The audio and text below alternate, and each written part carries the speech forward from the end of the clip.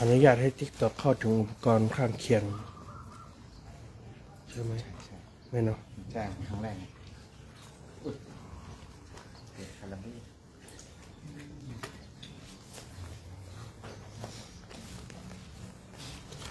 แล้วพี่ลองเอาแบ่งเสียบดูว่าคืนนี้เขา ครับกลับมาแล้วครับพอดีอาเจียนเดินนอนพักเพิ่งตื่นดีใจที่ทราบข่าวโอ้โหผมก็เครียดมากกว่ายืนต่อแถวเครียดเพราะเลยอ่ะ ยังมาเข้าเขาแล้ว ไม่ตกใจหมดเลยจะว่าไปฮะ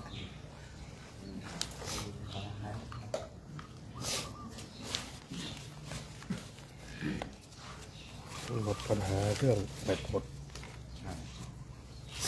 แต่ว่ามันควรจะเสียบตอนประมาณ30อะไรอย่างเงี้ย สองแต่จากมาไปอินเดีย11 ปีเนาะแล้วไม่ได้ไปอินเดียมันปี2 ปี มีปีนี้นะนี่ไม่ทันออกเดินพักป่วยกันแล้วนะเริ่มเป็นไข้เริ่มเป็นไอยาหายดีแล้วนะ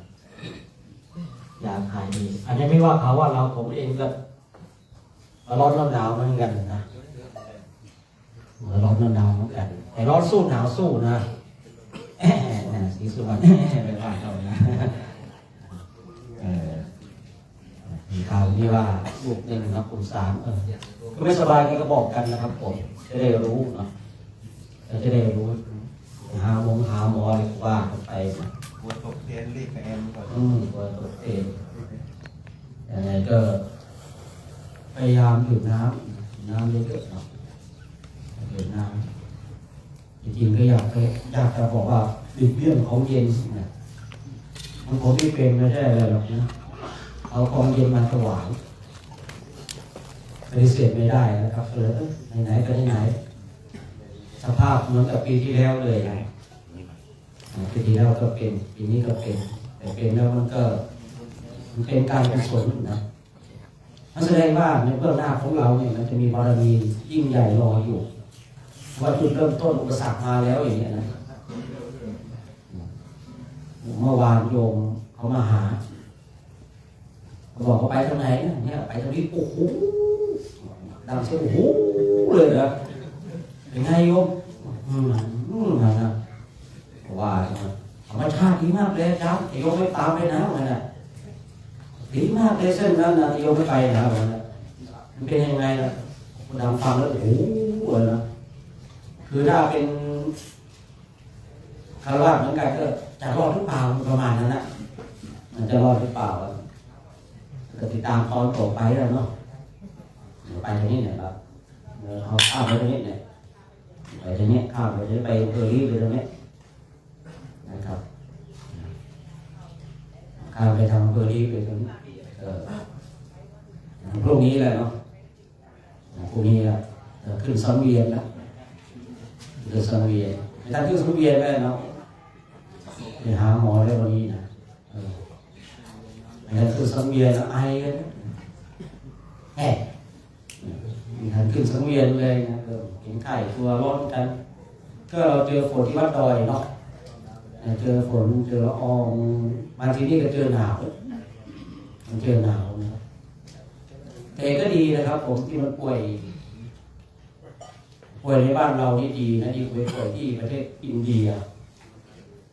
ป่วยประเทศอินเดียนะครับผมคือใครก็ได้ที่จับเข็มและฉีดยาได้ไม่จำเป็นต้องเป็นด็อกเตอร์หรือเป็นหมอนะใครก็ได้ฉีดยานะครับผมที่ผมปีนั้นผมไปที่ผมเป็นไทฟอยด์เป็นนั่นจับพระเราเนี่ยบางทีก็หมอมาบ้างนะฉีดพระหลวงตานั่นเป็นอะไรเป็นหมอทหาร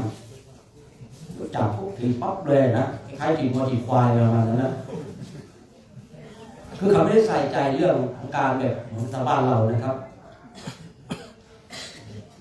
คือใครก็ได้ฉีดยาได้ทั้งหมดนะแต่การตายเนี่ยไม่ได้สนใจนะไปอินเดียเนี่ยไม่ป่วยดีที่สุดนะ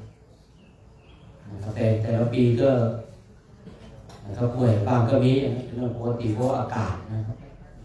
อากาศบางทีกลางคืนนี่หนาวกลางวันนี่ร้อนก็จะเป็นอย่างนั้นฉะนั้นที่เรามาเดินภาคเหนืออย่างเนี้ยความหนาวของอินเดียก็จะประมาณนี้แตกต่างไม่มากในเวลาที่เราไปเดินในภาคกลางแล้วเจอความร้อนแบบภาคกลางเราก็ต้องมาปรับตัวของเราเตรียมความพร้อมเนาะเตรียมความพร้อมรุ่นเก่าๆที่เคยไปก็สบายแล้วครับผมแต่ลูกใหม่ๆนี่นะได้ข่าวว่าครูบาอาจารย์เริ่มวางแผนแล้วนะเริ่มวางแผนแล้วนะรุ่นเก่าและรุ่นพี่นะเจอมาทุกอย่างเนาะหลายอย่างนะครับเดินไปปวดท้องครับอาจารย์ปวดท้องวันแรกก็แล้วก็เขาปวดท้องเนาะที่วันที่สองนี่มันจะปวดก่อนเที่ยงทุกวันเลยนะที่ก็ยังมีหิรินะเอาเลยครับเลยส่งกุมารทองไปดูเลยอ๋อท้องที่เขาไม่ใช่ปวดท้องเขาแอบไปฉันข้าวนะฉันขนมมาก่อนเที่ยงนะแต่เขาอ้างว่าปวดท้องนะผมส่งกุมารทองไปดูเลยครับผม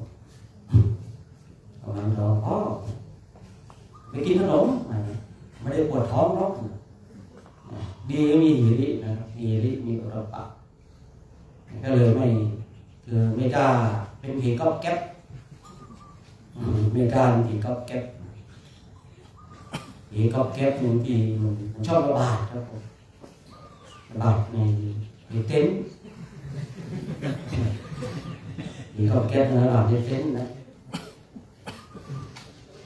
มันจะเงียบมันจะค่อยๆเที่ยวผีก๊อบแก๊บเนี่ยนะอาชีพคือค่อยๆนะค่อยๆผีก๊อบแก๊บผีก๊อบแก๊บระบาดมีแล้วก็อัพหรือยังไงเราก็นรกใครนรกมันสวรรค์ใครสวรรค์มันเนาะศีลเนี่ยถ้าเรารักษาศีลก็รักษาเรายากทางที่จะเป็นดีย่อมบาดมือชั้นใดผู้ที่ประพฤติย่อหย่อนในศีลก็ต้องระมัดระวังเนาะคือตอนนี้เราก็ไม่รู้เนาะจะเป็นยังไงชีวิตหลังความตายนะ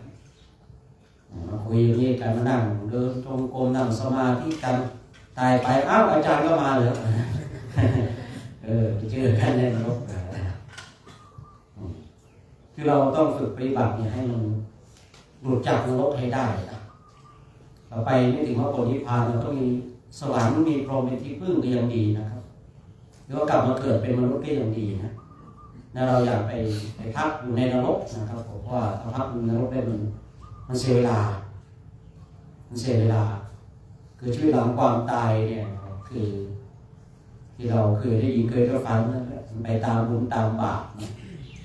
ยิ่งพระเรานี่มีโอกาสไปได้ไกลคือมรรคผลนิพพานนะแต่ก็มีโอกาส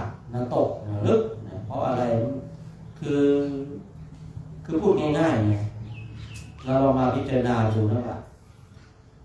ในตัวของเราแม้แต่จีวรแม้แต่เนื้อน้ำมังสานี่แทบไม่ใช่ของเราเลยเนาะจีวรก็เป็นของญาติของโยมเขามีศรัทธาถวายมาแม้แต่เลือดเนื้อถ้าเป็นของญาติโยมที่เขาถวายข้าวน้ำโภชนาอาหารเนี่ยคือของเรานี่คือชีวิตของเราเรื่องผู้อื่นถ้าเราทำไม่ดีนะแล้วเราทำไม่ดีมันก็จะไปลึกนะครับเคยมีโยมถามผมว่าถ้าเราถวายสิ่งของต่างๆแล้วเวลาท่านทำไม่ดีเนี่ยเราจะได้บาปกับท่านไหมเวลาที่เราถวายเข้าสิ่งของทั้งหลายเนี่ยแล้วพระทำไม่ดีเนี่ยเราจะได้บาปกับท่านไหมเวลาที่ท่านทำดีเราได้บุญกับท่านอันเนี้ยคือเวลาที่คนทั้งหลายถวายสิ่งของทั้งหลายเนี่ยเราบอกโอ้โยมได้บุญได้กุศลมากนะเนี่ยเวลาที่พระท่านทำดีโยมได้บุญแล้วเวลาที่ท่านทำบาปล่ะท่านทำไม่ดีเราจะได้บาปไหมผมก็เลยบอกโยมว่าไม่ได้คือเวลาที่ท่านทำบุญเนี่ยเราได้บุญกับท่านแต่เวลาท่านทำบาปเราไม่ได้เพราะอะไรเพราะ ราะเจตนาเราบอกว่าที่เจตนาของโยมถวายเนี่ยเพื่อสร้างให้ท่านเนี่ยทำสร้างงานความดีเราไม่ได้ไปถวายให้ท่านไปทำสิ่งที่ไม่ดีฉะนั้นเราไม่มีเจตนาทีนี้เรื่องของท่านเองว่าท่านได้รับข้าวน้ำโภชนาอาหารจะถูกปัจจัยทั้งหลายเนี่ยถ้าท่านนำด้วยสิ่งที่ไม่ดีทำด้วยสิ่งที่ไม่ดีผู้ที่ถวายไม่มีเศษแห่งกรรมนั้นแต่บุคคลที่ได้รับถ้าทำไม่ดีก็จะมีผลนะครับผลมากเราบอกว่าเขาบอกนะมีรู้บอกเขาบอกว่าจีวรในนรกเนี่ยมากเหลือเกินพระตกนรกกันเยอะไม่รู้จริงเท็จขนาดไหนนะใครตายก่อนผมก็ถ้าลงไปจะกลับมาบอกผมด้วยเด้อกลับมาบอกด้วยการตายแล้วกลับมาบอกเราโอ้จริงนะจ๊ะเห็นไม่หมดเลยเนี่ยไปเจอจันด้วยนะเจอรุ่นด้วยเนี่ยนะอาจารย์ที่เขาเล่าเรื่องว่าแผนอะไรในรุ่นนะในฉะนั้นเนี่ยนะเราได้บอกโยมอย่างนั้นว่าการที่เราถวายสิ่งของทั้งหลายเนี่ยคือเราตั้งเจตนาว่าให้ท่านเนี่ยมีกำลังการสร้างงานความดีแต่ถ้าท่านทำสิ่งที่ไม่ดีเราไม่มีเศษแห่งกรรมนั้นโยมเขาเลยหายสงสัยเพราะเขาได้ยินว่าเวลาถวายสิ่งของแล้วเนี่ยพระสร้างบุญกุศลเดินจงกรมนั่งสมาธิทำวัดสวดมนต์เราได้บุญนะครับแล้วเวลานี้สิ่งที่ท่านทำไม่ดีล่ะเราจะได้บาปกับท่านไหมเนี่ยโยมเขามีปัญญาเนาะอยากมีปัญญาถามนะแต่ทำเช่นนี้ผมก็เลยแก้เข้าไปเขาก็เลยสบายใจสบายใจฉะนั้นก็นาสิลูกเนาะมันมีอะไรบ้างนะที่ดูกับตัวของเราเองเนี่ยบางทีก็นาลูกหมดไปอดไม่ได้เนี่ยเนาะทนความหิวไม่ได้บางทีก็แก้เข้าสินเนี่ยนะนี่อยู่นะบางทีวันนั้นเห็นเขาแก้มันชอบไปเจอแล้วไปเห็นด้วยกูชอบได้ยินด้วยที่กุมารทองก็มาบอกนะเดี๋ยวต่อไปก็จะได้พาพากันเดินชวนคนหน่อยเนาะอีกส่วนอีกสายนะไปวัดไร่ไข่กันนะ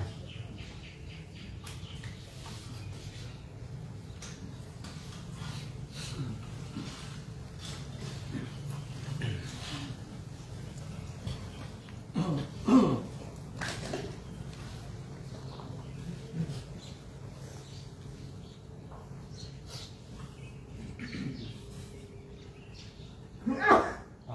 ะระหังสัมมาสัมพุทโธภะคะวาพุทธังภะคะวันตังอะภิวา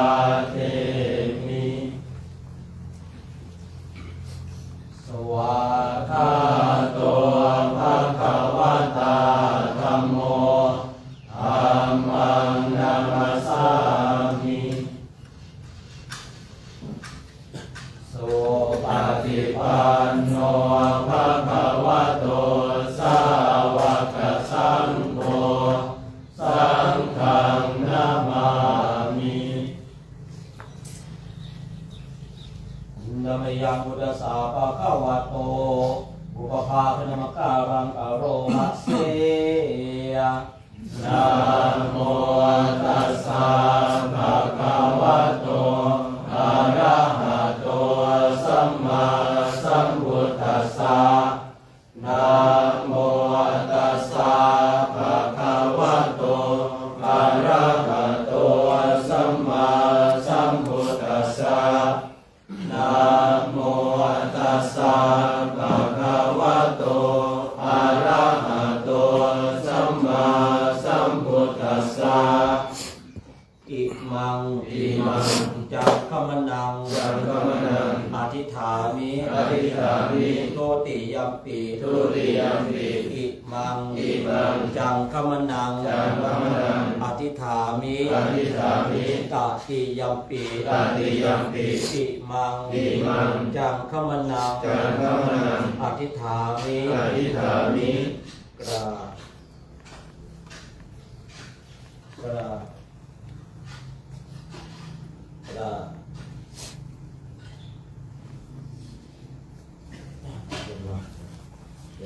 สักหน่อยเนาะ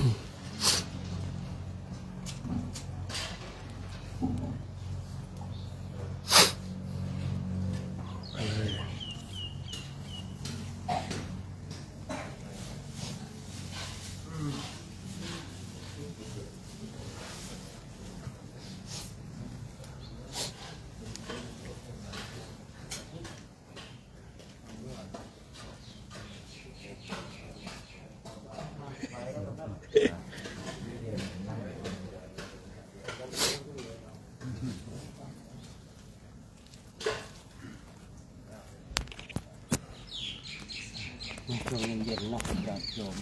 ญาติธรรมเคยมาร่วมกันอนุโมทนาบุญกุศลกับคณะสงฆ์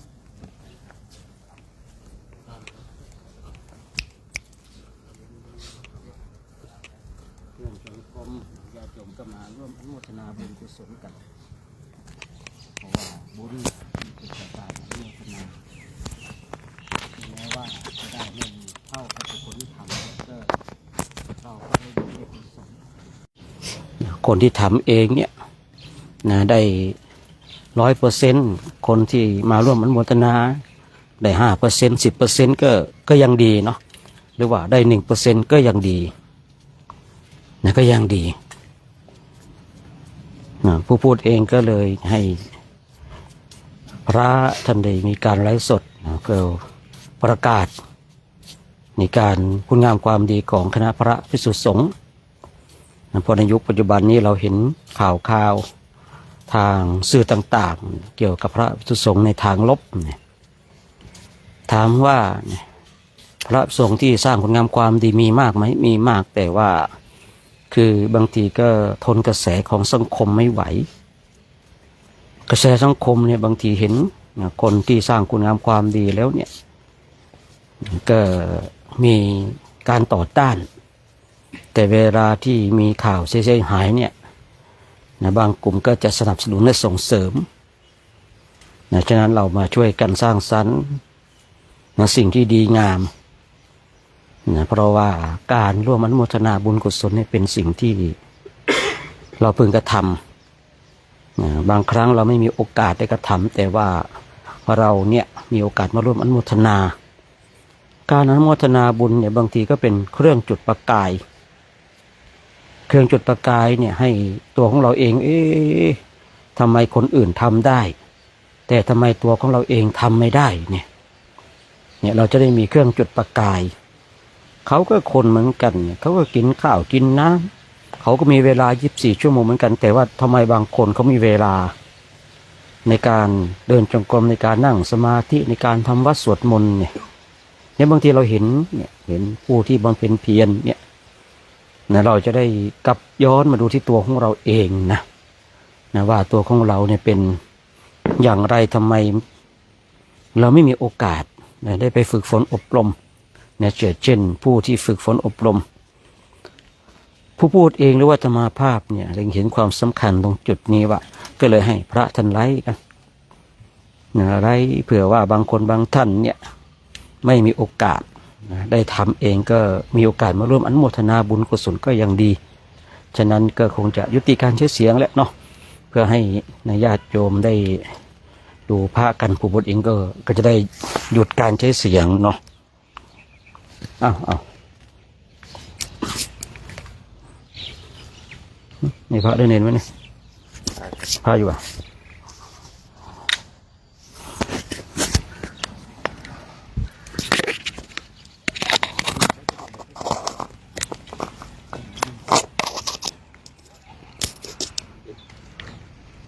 เอาติดไว้ตรงนั้นเขาก็ได้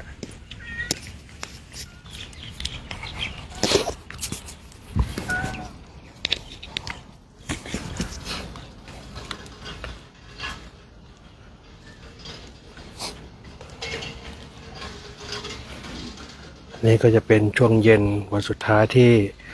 เราจะได้ปฏิบัติเดินจงกรมนะครับที่วัดพระธาตุจอมปิงนะพรุ่งนี้เราจะออกเดินนะครับ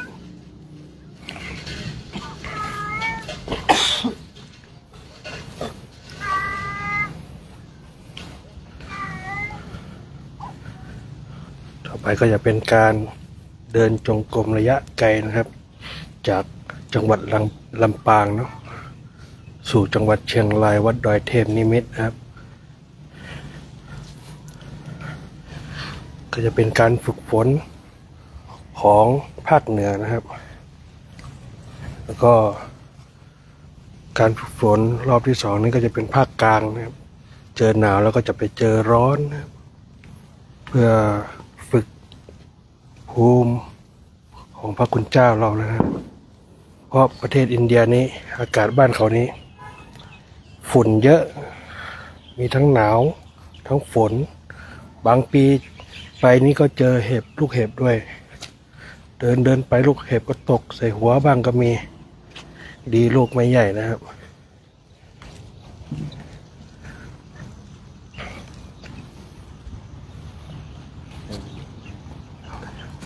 คุยเลย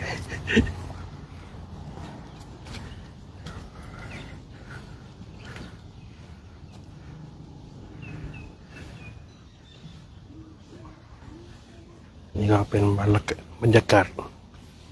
รอบๆนะครับที่เป็นที่กลางเต็นท์ของพระคุณเจ้า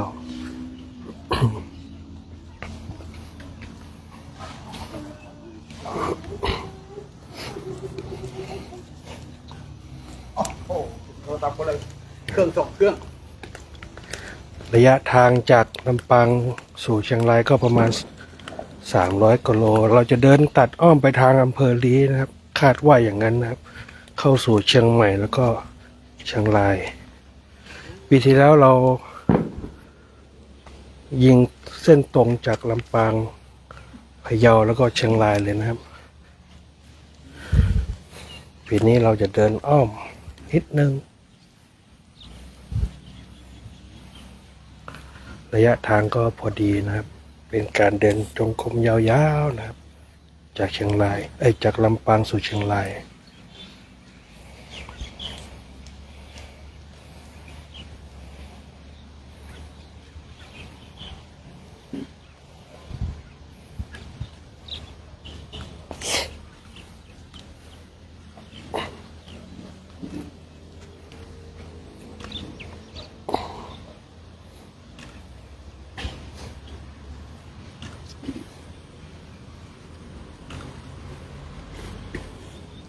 หลายคนที่เข้ามาดูไลฟ์สดตั้งแต่วันแรกที่เรามาพักพระธาตุจอมปิงนี่นะครับก็จะรู้ว่าวัดพระธาตุจอมปิงเนี่ยเริ่มต้นมาเลยก็คือพระนางจามเทวีนะครับมาสร้างนะครับสร้างที่พระธาตุลำปางหลวงเสร็จแล้วก็มาที่นี้นะครับในพระธาตุเก่าอยู่หลังอุโบสถนะหลังวิหารนี่ก็เป็นวิหารศิลปะเก่าแก่นะครับ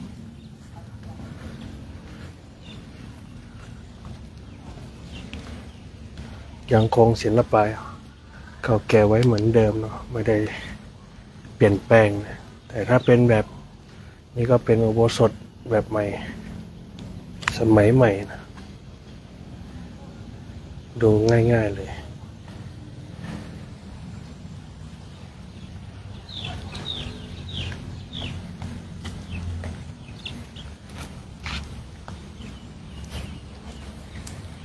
นี่พญานาคนะสมัยก่อนเนี่ยแบบนี้นะครับ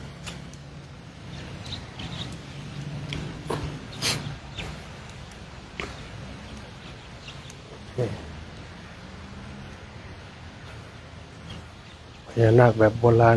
เลยนะแต่นี้น่าจะเป็นรุ่นหลังนะครับเพราะว่าสมัยพระนางจามเทวีนี้มัน1,000 กว่าปีแล้วก็สิ่งก่อสร้างอะไรน่าจะผุพังไปหมดนะครับนี่เขาก็มาทำใหม่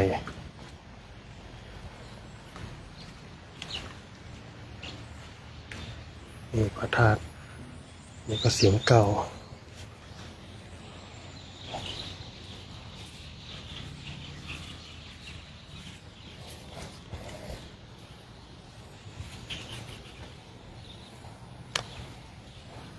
เดี๋ยว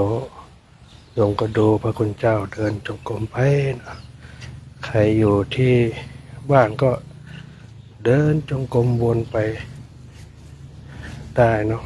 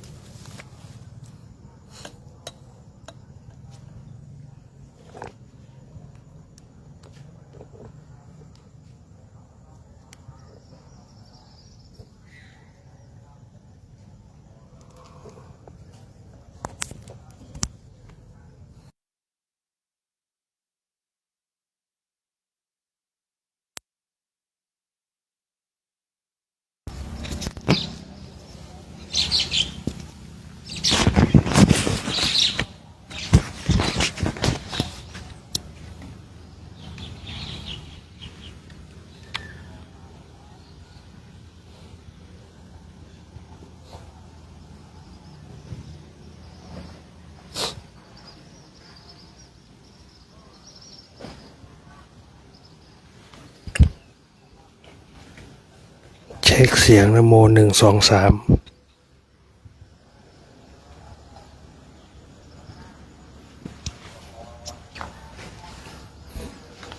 เช็คเสียงนะโม1 2 3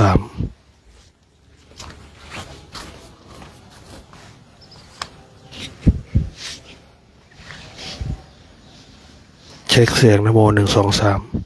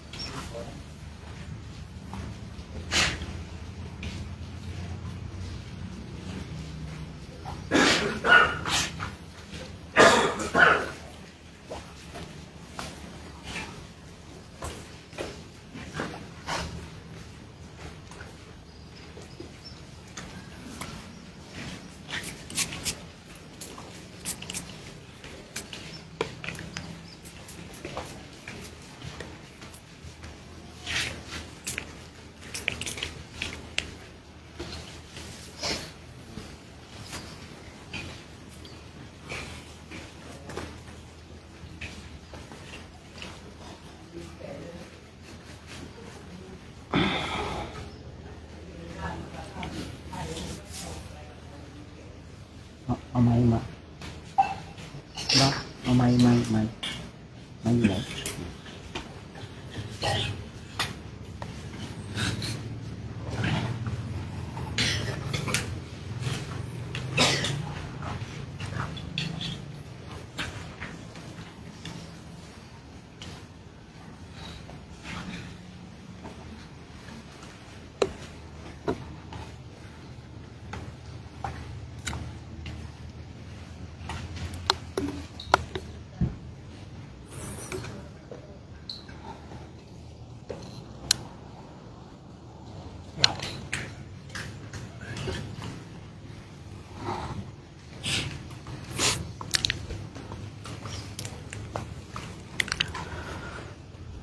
หลังจากที่เราได้เดินจงกรมเสร็จแล้วเราก็มานั่งบำเพ็ญภาวนาต่อนะ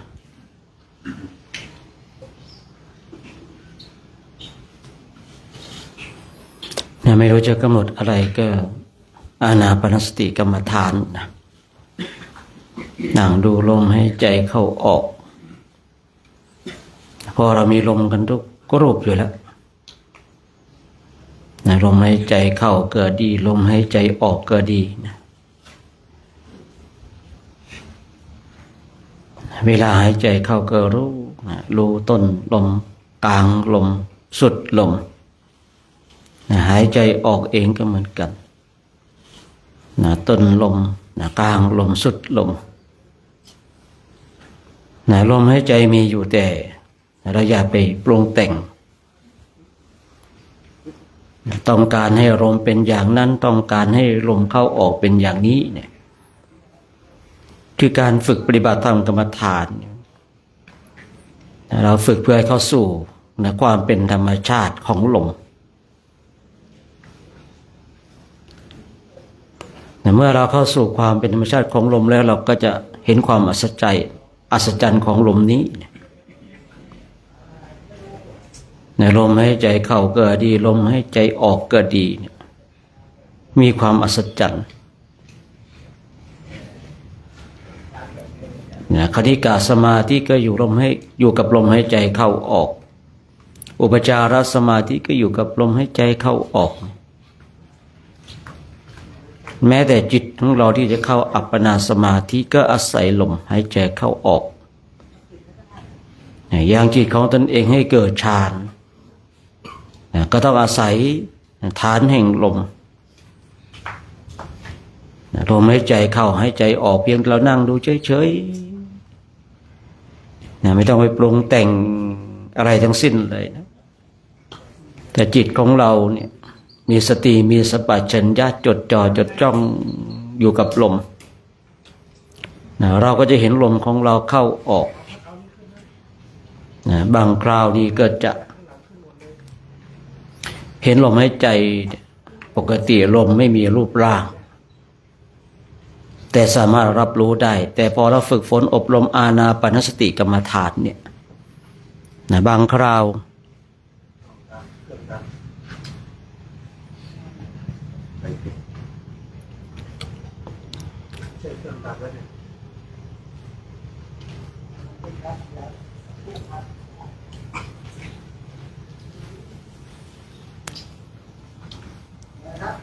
นั่นก็ปิดไว้อย่างนั้นไม่ต้องเปิดก็ได้นะไฟมันตก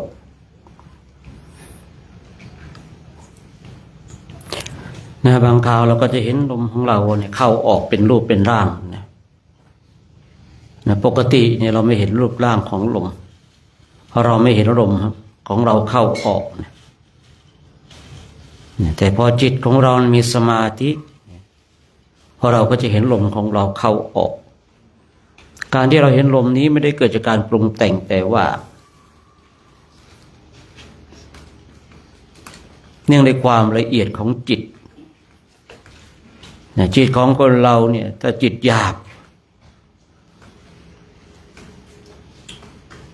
มันไม่สามารถที่จะเห็นของละเอียดได้ลมนี่เป็นของละเอียด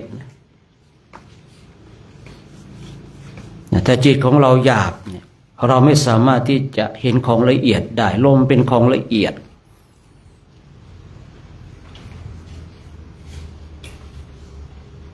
ลมนั้นไม่มีรูปร่าง แต่พอเราฝึกฝนอบรมจิตของเราละเอียด เมื่อจิตของเราละเอียดเราก็เห็นลมหายใจเข้าออก เราก็จะเห็นลมอย่างที่มันเข้ามันออกป่วยพุ่งออกมา หรือว่าป่วยพุ่งออกไป คือเราจะเห็นลมหายใจเข้าออก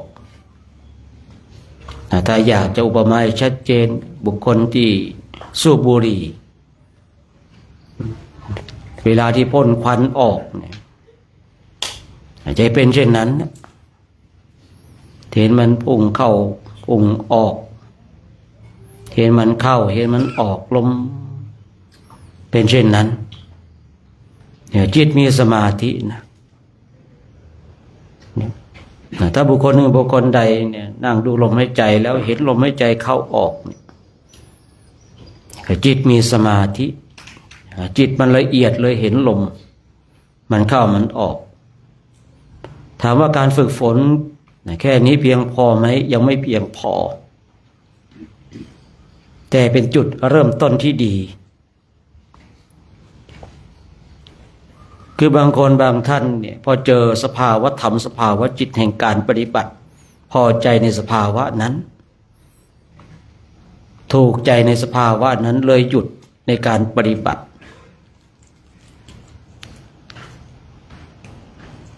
คือเราต้องมาเตือนตัวเองบอกตัวเองว่าการฝึกฝนอบรมของเราจะไปหยุดที่ไหนที่อริยมรรคอริยผล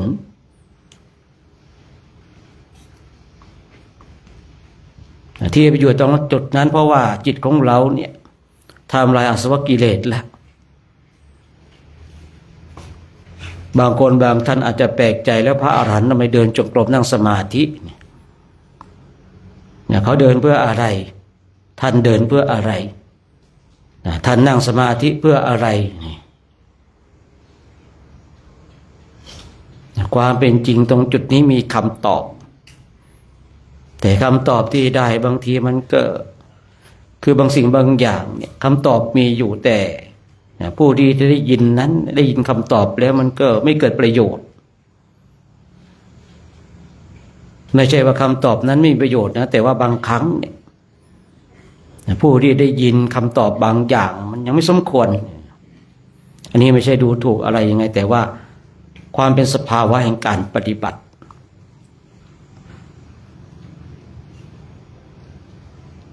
คือบางคนบางท่านฝึกฝนอบรมแล้วเจอหรือว่าเจอในสภาวะธรรมสภาวะจิตนะมันถูกใจแล้วมันชอบใจแล้วมันหยุดพอหยุดแล้วก็จิตก็ไม่ก้าวหน้าทีนี้เมื่อจิตไม่ก้าวหน้าปุ๊บเนี่ยเมื่อเราหยุดสร้างความเพียรเพื่อที่จะละกิเลสทั้งหลายหรือว่าทำลายกิเลสทั้งหลายเนี่ยจิตของเราก็จะเสื่อมถ้าให้คุยให้เข้าใจง่ายๆก็คือสิ่งที่เราได้มันเป็นโลกียะยังไม่ได้โลกุตระโลกียะเสื่อมได้โลกุตระไม่เสื่อมจิตของบุคคลใดอยู่ที่โลกียะจิตของบุคคลนั้นย่อมเสื่อมนั่นแล้วแต่ว่าจะเสื่อมเนี่ยช้าเร็วขนาดไหนแต่ยังไงก็เสื่อมแต่จิตของบุคคลใดเข้าสู่โลกุตระแบบนี้ไม่เสื่อมแล้วคงสภาพเดิมกิเลสก็ไม่สามารถที่จะเข้ามากล้ำกลายได้เพราะจิตนั้นไม่มีการปรุงแต่ง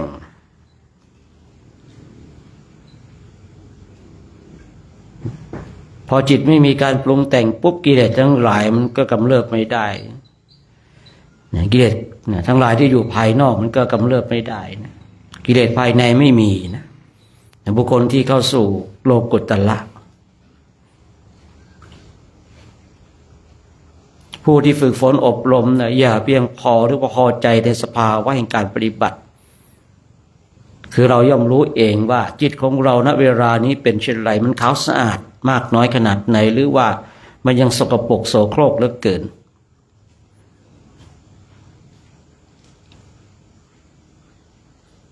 คือเรานั่งดูจิตบำเพ็ญเพียร เราย่อมเห็นจิตของเราว่ามันน่ากลัวขนาดไหนบางคราวเนี่ยมันปรุงแต่งมันคิดจะไปฆ่าคนนั้นทำลายคนนี้บางทีจิตของเราเนี่ยคิดอยากได้อยากดีอยากมีอยากเป็นจิตนี้บางทีก็คิดที่จะไปชิงดีชิงเด่นจิตนี้น่ากลัวเหลือเกินการที่เราฝึกฝนอบรมเห็นจิตที่เป็นเช่นนี้คือถ้าบุคคลหนึ่งบุคคลใดก็ตามฝึกฝนอบรมจิตตภาวนาเห็นจิตเช่นนี้นะเห็นความน่ากลัวของจิตเนี่ยเราจะได้หาวิธีการป้องกันทีนี้วิธีการป้องกันเนี่ยก็อาศัยการฝึกปฏิบัติธรรมกรรมฐานเมื่อเราฝึกฝนอบรมไปเห็นลมหายใจของเราเข้าลมหายใจออกบางคราวเกิดปิติเพียงแต่เห็นลมหายใจเข้าออกปิติมันก็เกิดนะ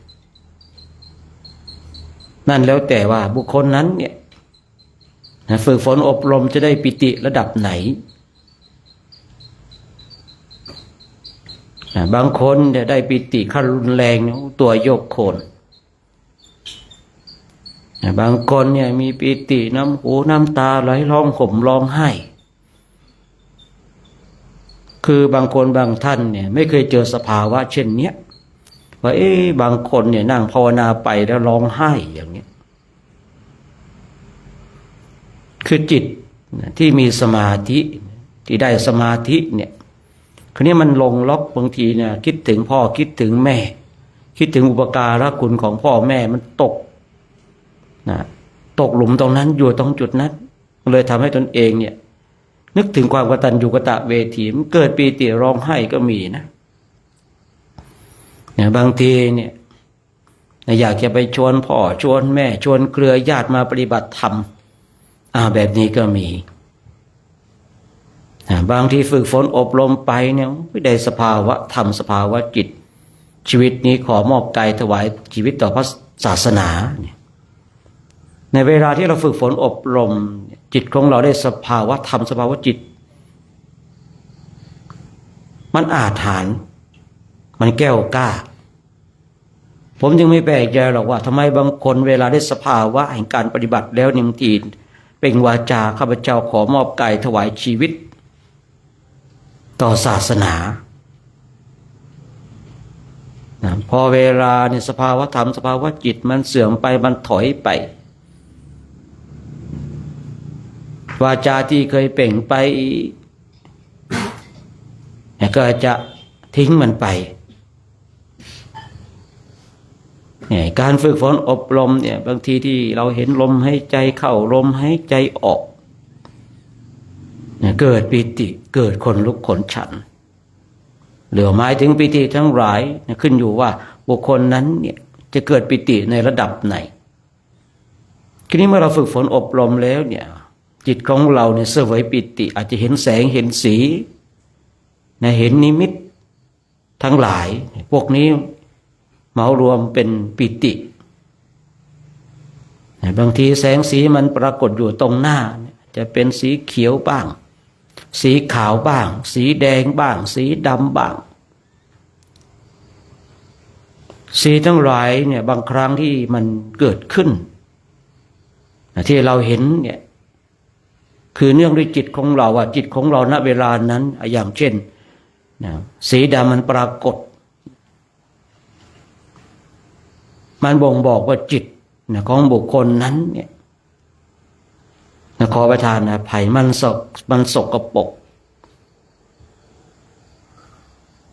คือมันแสดงให้เราเห็นบางทีนะที่ต้องใช้คำว่าบางทีนะอันนี้ต้องพูดคุยต้องคุยกันยาวนิดหนึ่งคือไม่ใช่ว่าเราเห็นแสงเห็นสีเนี่ย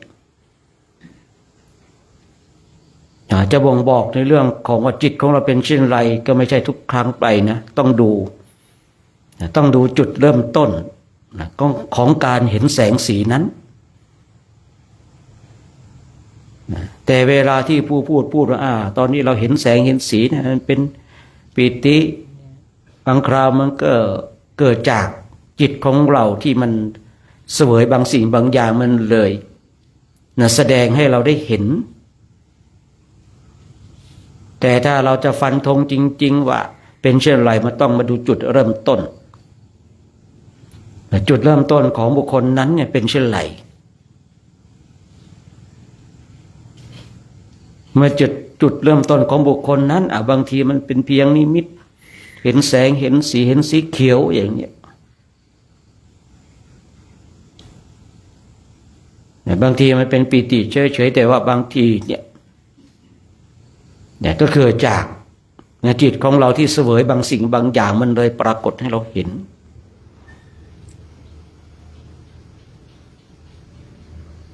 ฝึกฝนอบรมไปเกิดปีติมันเกิดปีติบางทีมีความสุขปีตินี่ก่อให้เกิดความสุขบางทีบางคนวิสุขจริงหนอบางคนก็เข้าใจเลยสุขอื่นนี่ก็ความสงบไม่มีเข้าใจถ้าจิตของตนเองได้รับความสงบเนี่ยเลยมีความสุขเราเคยได้ความสุขจากการมีทรัพย์เราเคยได้ความสุขที่เกิดจากการมีสิ่งของทั้งหลายเราเคยมีความสุขต่างๆแต่พอเรามาได้สุขอื่นนี่ก็ความสงบไม่มีมาแตกต่างกันโดยสิ้นเชิงคือตรงจุดนี้ถ้าบุคคลหนึ่งบุคคลใดมันไม่เคยเจอบอกไม่ได้พูดให้ฟังไม่รู้เรื่องหรอกว่ามันสุขอย่างไรแต่ถ้าบางคนบางท่านเนี่ยฝึกฝนอบรมเห็นเข้าใจแล้วเราเคยได้รับความสุขเกิดจากมีสิ่งโน้นสิ่งนี้แต่เวลาที่เราได้สุขที่เกิดจากสมาธิมันแตกต่างกันโดยสิ้นเชิงแต่ถ้าคนไม่เคยได้เนี่ยพูดยังไงก็ไม่เข้าใจหรอกครับว่าเป็นเช่นไรพูดคำว่าสุขเหมือนกันแต่ว่าในสภาวะแห่งจิตที่เสวยความสุขนั้นเนี่ยผู้ที่ฝึกได้ก็จะชัดเจนก็จะรู้เองสุขอื่นนี่ก็ความสงบไม่มีเป็นเช่นนี้นี่เองแต่บางคนที่ไม่เคยฝึกได้เช่นนี้คนเหล่านี้ก็จะแสวงหาความสุขที่เป็นภายนอกเช่นอยากได้สิ่งนั้นสิ่งนี้คิดว่าเมื่อตนเองได้สิ่งนั้นสิ่งนี้แล้วจะทำให้ตนเองมีความสุขเช่นบางคนเนี่ยอยากจะได้บ้านอยากจะได้รถคิดว่าถ้าตนเองมีบ้านแล้วจะมีความสุขคิดว่าตนเองมีรถแล้วจะมีความสุขมันคือความคิดว่าถ้าเรามีสิ่งนี้แล้วจะมีความสุขเพราะตนเองยังไม่เคยที่จะพบเจอกับสุขอื่นนี่ก็ความสงบไม่มีแต่พอตนเองเนี่ยสมมติว่าได้บ้านมีความภาคภูมิใจได้บ้านยอมเป็นหนี้เป็นสินพอได้มาแล้วที่ได้ก็เกิดความสุขปีติสมความปรารถนาผ่านไปไม่กี่วันเริ่มทุกข์กับบ้านแล้วเดี๋ยวธนาคารจะมายึดบ้างเป็นอย่างโน้นเป็นอย่างนี้บ้างที่ได้คิดว่าได้บ้านแล้วจะมีความสุขที่ไหนได้สุขแค่นิดเดียวแต่ทุกข์มากเหลือเกินเพราะคนนั้นไม่เคยพบเจอสุขอื่นยิ่งกว่าความสงบไม่มีจึงหาความสุขที่เกิดจากสิ่งของทั้งหลายผู้พูดเชื่อว่าท่านทั้งหลายเนี่ยเคยบางคนบางท่านเนี่ยเป็นหนุ่มเป็นสาวเป็นหนุ่มเป็นสาวคิดถ้ามีสามีมีภรรยาแล้วจะมีความสุขพอได้สามีได้ภรรยาแล้วสุขแป๊บเดียวทุกข์มากก็คิดต่อไปอีกว่าถ้าตนเองมีลูกแล้วจะมีความสุขพอได้ลูกมีลูกแล้วที่ไหนได้สุขแป๊บเดียวทุกข์มากกว่าผู้พูดเองเนี่ยเคยพบเคยเจอคนทั้งหลายที่บ่นว่าไม่มีลูกเป็นอย่างนั้นเป็นอย่างนี้เดี๋ยวก็ค่าเทอมบ้างนี่ก็ค่าเสื้อผ้าค่ากินค่าโทรศัพท์ โอ้ทุกข์มากเหลือเกิน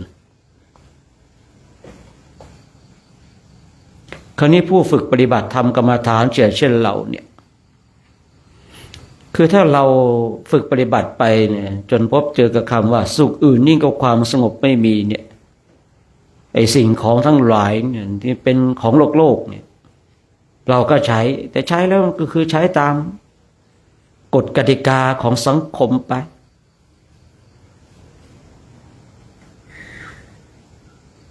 แต่จะแสวงหาความสุขที่เกิดจากความสงบบุคคลหนึ่งบุคคลใดก็ตามเห็นข้อเปรียบเทียบระหว่างสุขที่เป็นทางโลกกับสุขที่เป็นทางธรรมคือเมื่อมีข้อเปรียบเทียบปุ๊บคือคนทั้งหลายก็จะแสวงหาความสุขที่เกิดจากทางธรรมทางโลกก็สุขเหมือนกันแต่มันสุขดิบผู้พูดเองไม่แปลกใจหรอกว่าทำไมพระในสมัยครั้งพุทธกาลบางรูปเนี่ยเดินไปก็เปล่งวาจาสุขจริงหนอสุขจริงหนอถ้าจำไม่ผิดก็พระเจ้ามหากัปปินะอันนี้วงเล็บถ้าจำไม่ผิดนะสุขจริงหนอสุขจริงหนอนี่ความสุข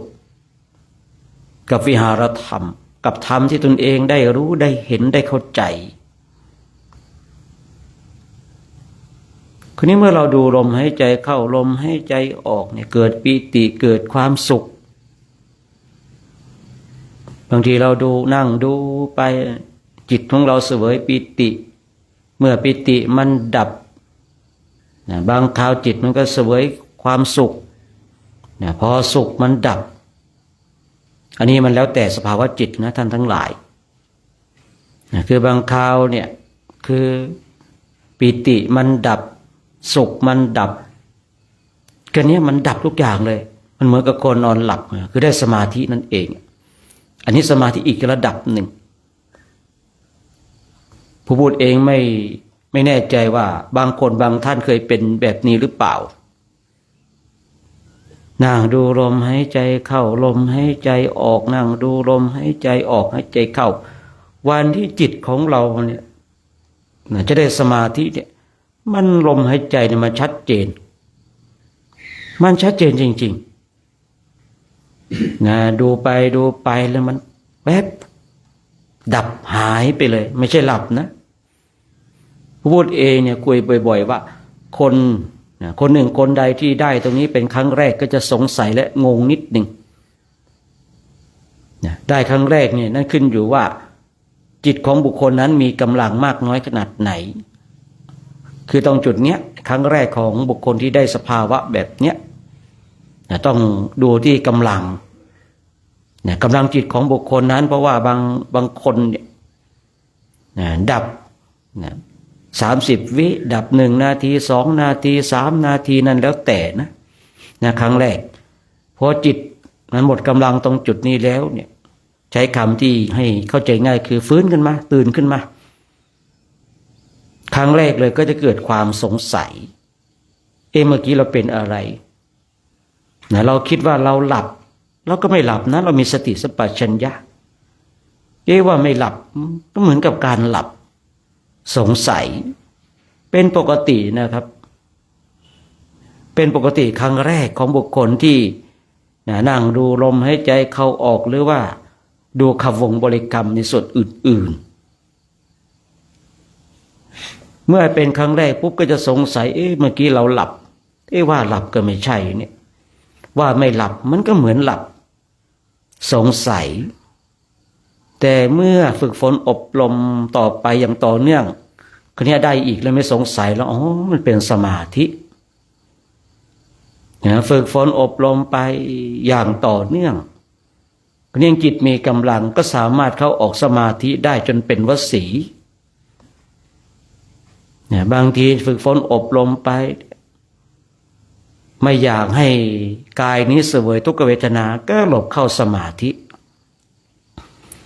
เมื่อจิตของเราหลบเข้าสมาธิแล้วทุกขเวทนาไม่เกิดขึ้น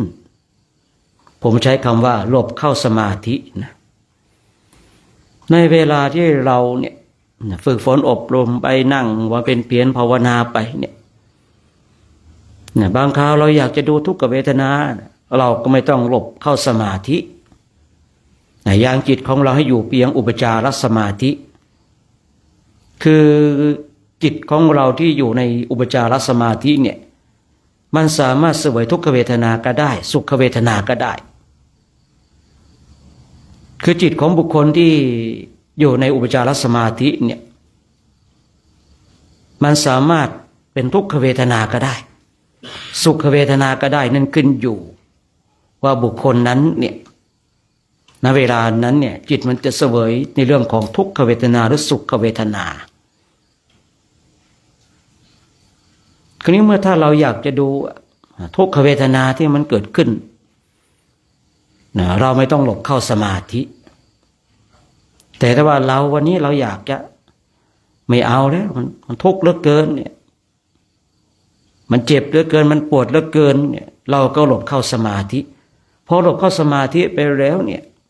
คือจิตเนี่ยได้อัปปนาสมาธิแล้วพอจิตได้อัปปนาสมาธิเนี่ยณเวลานั้นทุกขเวทนาไม่เสวยไม่ส่งผล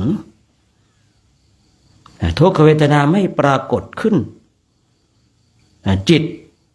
ของบุคคลนั้นเนี่ยไม่เข้าไปรับทุกขเวทนาถามว่าทุกขเวทนาเนี่ยมันมีไหมบางคราวมันก็มีต้องบอกใช้คำว่าบางคราวนะเพราะว่าสภาวะแห่งการปฏิบัติตรงจุดเนี้ยมันแล้วแต่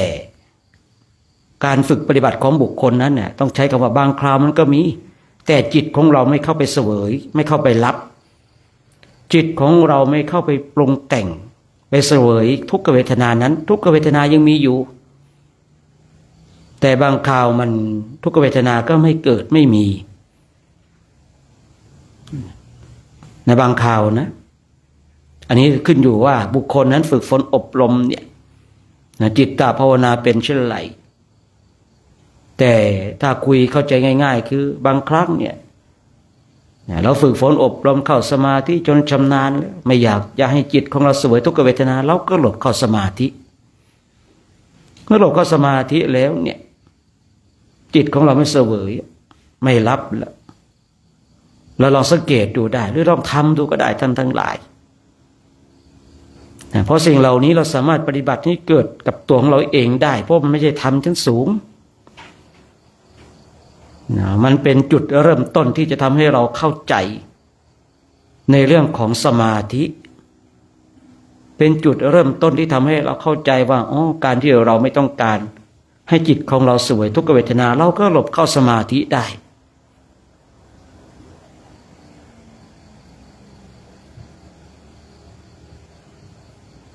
คราวนี้ถามว่าถ้าเราฝึกฝนอบรมเนี่ย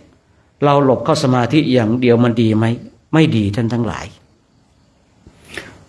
คือผมเองเนี่ยผมเองคืออยากจะพูดลักษณะเช่นนี้ว่าคือการที่เราหลบเข้าสมาธิทุกครั้งเนี่ยคือมันจะทำให้เราเนี่ยไม่เข้าใจ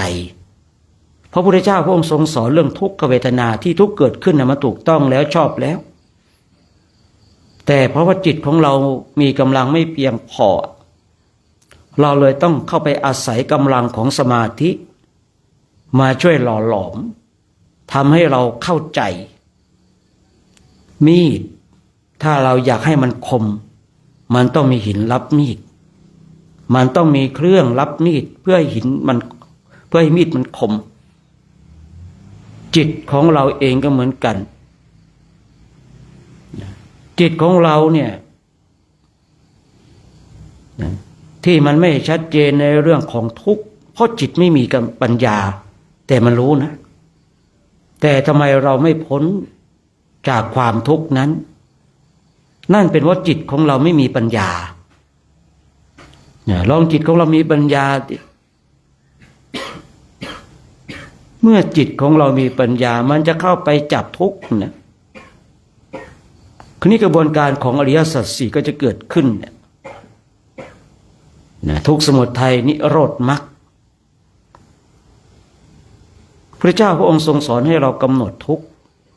เรียนรู้ทุกข์เข้าใจทุกข์และดับทุกข์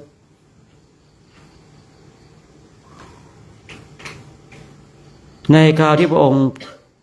พระเจ้าของเราได้ตรัสรู้ตรัสมาสัมโพธิญาณในคราวที่พระองค์ทรงประกาศศาสนาพระองค์สอนเรื่องทุกข์นะต้องเข้าใจเรื่องทุกข์ก่อนแล้วจะพบเจอความสุขที่เป็นบรมสุขคือเราไม่ต้องไปคิดถึงในเรื่องของบรมสุขก็ได้ถ้าเรามาคิดดูในเริ่มต้นจุดเริ่มต้นในเรื่องของทุกข์เรื่องของสุขถ้าเรารู้จักทุกข์เราจะรู้จักสุขถ้าเรารู้จักสุขเราจะรู้จักทุกข์ถ้าเราไม่รู้จักทุกข์เราจะไม่รู้จักสุขถ้าเราไม่รู้จักสุขเราจะไม่รู้จักทุกข์เนี่ยคำพูดนี้รู้สึกมันวกไปวนมาแต่ความเป็นจริงแล้วเนี่ยสุขมันก็อยู่ตรงทุกข์นั่นแหละทุกข์มันก็อยู่ตรงสุขนั่นแหละเมื่อเราเข้าใจความทุกข์เป็นเช่นนี้มันคือความทุกข์เราก็จะเข้าใจและรู้จักคำว่าสุขแต่ถ้าบางคนบางท่านเนี่ยจะแสวงหาความสุขอย่างเดียวโดยที่ไม่รู้จักทุกข์บุคคลนั้นหาความสุขไม่เจอบุคคลนั้นหาความสุขไม่เจอนะถึงแม้ว่าจะแสวงหาความสุข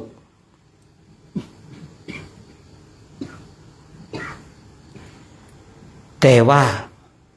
เพราะตนเองไม่รู้จักทุกข์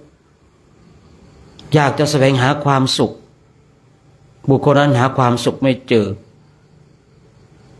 สุขมันอยู่ตรงทุกข์นี่เองทุกข์มันก็อยู่ตรงสุขนี่แหละง่ายๆคือได้ฝึกฝนอบรมไปเนี่ยจิตของเราเนี่ยนะมีกำลังจิตของเราแหลมคมแล้วชัดเจนแล้วเห็นทุกขเวทนาที่มันเกิดขึ้นจิตของเรามีปัญญามันก็จับไปที่ทุกข์เห็นทุกข์นั้นแล้วเนี่ยมันก็จะเห็นโทษเห็นภัยในจิตมีปัญญานั้นจะเป็นลักษณะเช่นนี้นะคือที่ผู้พูดจะคุยต่อไปนี้นะคือพยายามที่จะคุยให้เราเห็นเข้าใจง่ายๆโดยนำสัญญาเพื่อมาประกอบให้เราได้ชัดเจนเมื่อจิตของเราเนี่ยมันไปจับทุกข์ประกอบกับจิตของเราแล้วมันมีปัญญาปุ๊บเนี่ยมันเป็นทุกข์เนี่ยมันทุกข์เหลือเกินเมื่อเจอความทุกข์พิจารณาความทุกข์มันก็จะเห็นโทษเห็นภัยในวัฏฏะมันก็จะเห็นโทษเห็นภัยในการเกิดในการแก่ในการเจ็บในการตายแล้วทำอย่างไรที่จะทำให้ตนเองออกจากวัฏฏะสงสารนี้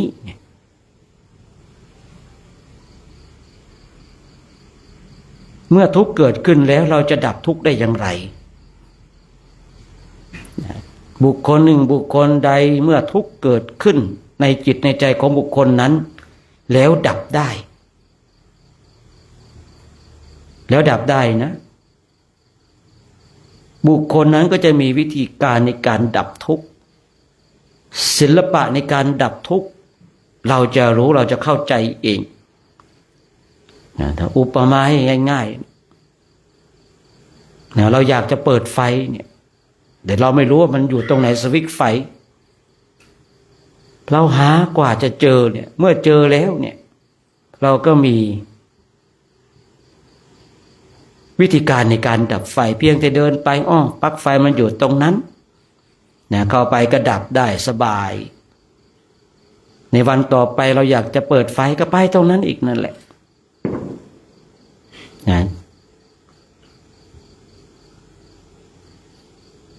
หรือว่าเราอยากจะดับ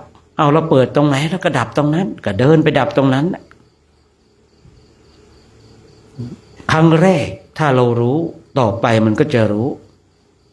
สาระสำคัญที่เราดับทุกข์กันไม่ได้นะเวลานี้เราไม่รู้จะดับตรงไหนเหมือนจะรู้แต่ก็ไม่รู้เหมือนจะเข้าใจแต่ก็ไม่เข้าใจเราอยากจะดับทุกข์แต่เราไม่รู้ว่าจะดับตรงไหนท่านทั้งหลายลองสังเกตดูเราฝึกฝนอบรมเนี่ยจิตของเราเสวยทุกขเวทนาเมื่อจิตของเราเสวยทุกขเวทนาประกอบด้วยจิตนี้มีปัญญา มันสามารถดับความทุกข์ที่มันเกิดขึ้นนะเมื่อมันสามารถดับความทุกข์ที่มันเกิดขึ้นเนี่ยต่อไปมันก็มีวิธีการที่บอกว่าศิลปะในการดับทุกข์เกิดขึ้นกับบุคคลนั้นแล้ว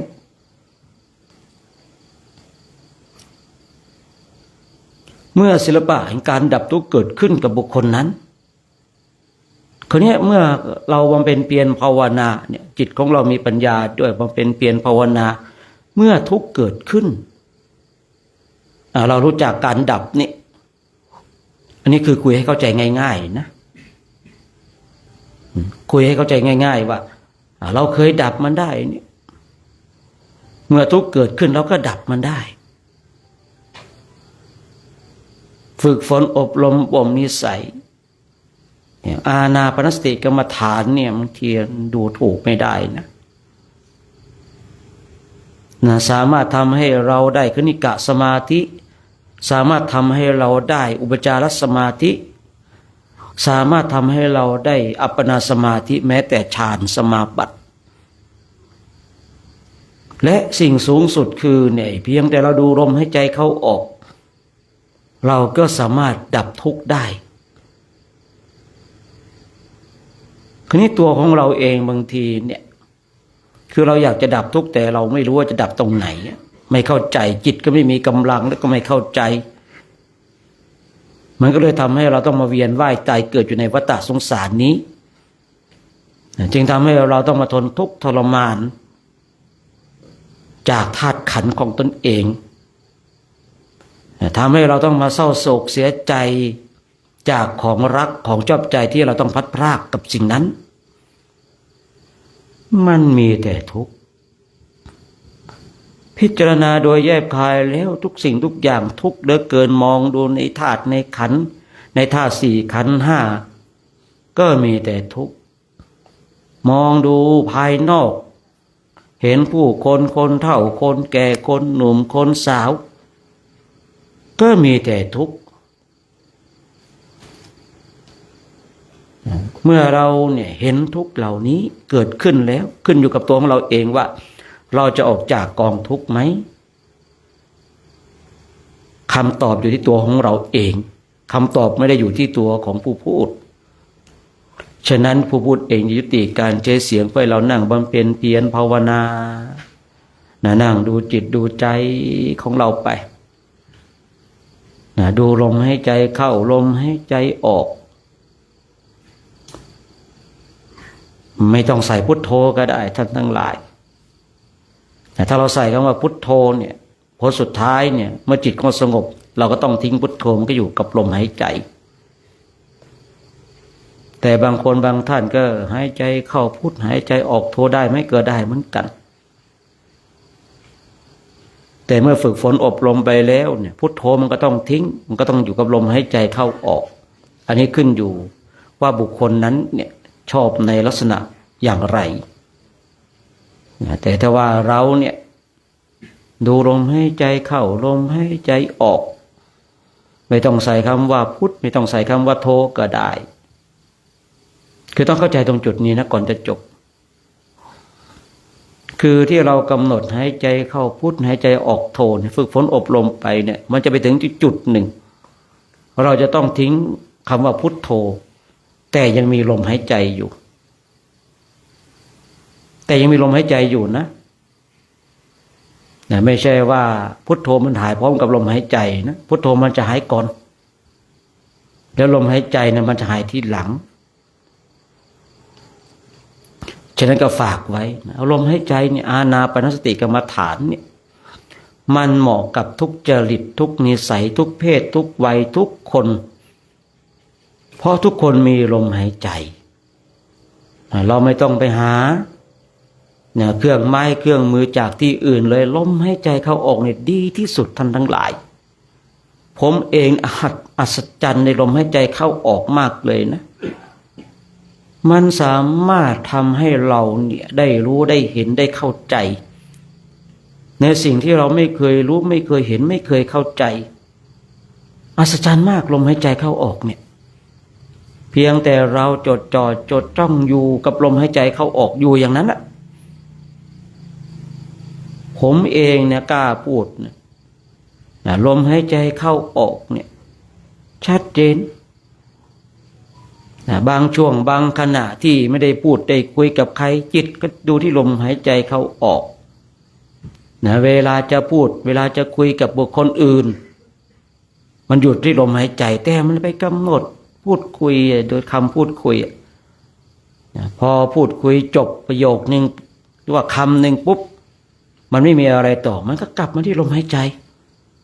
มันไม่ทิ้งลมหายใจทั้งหลาย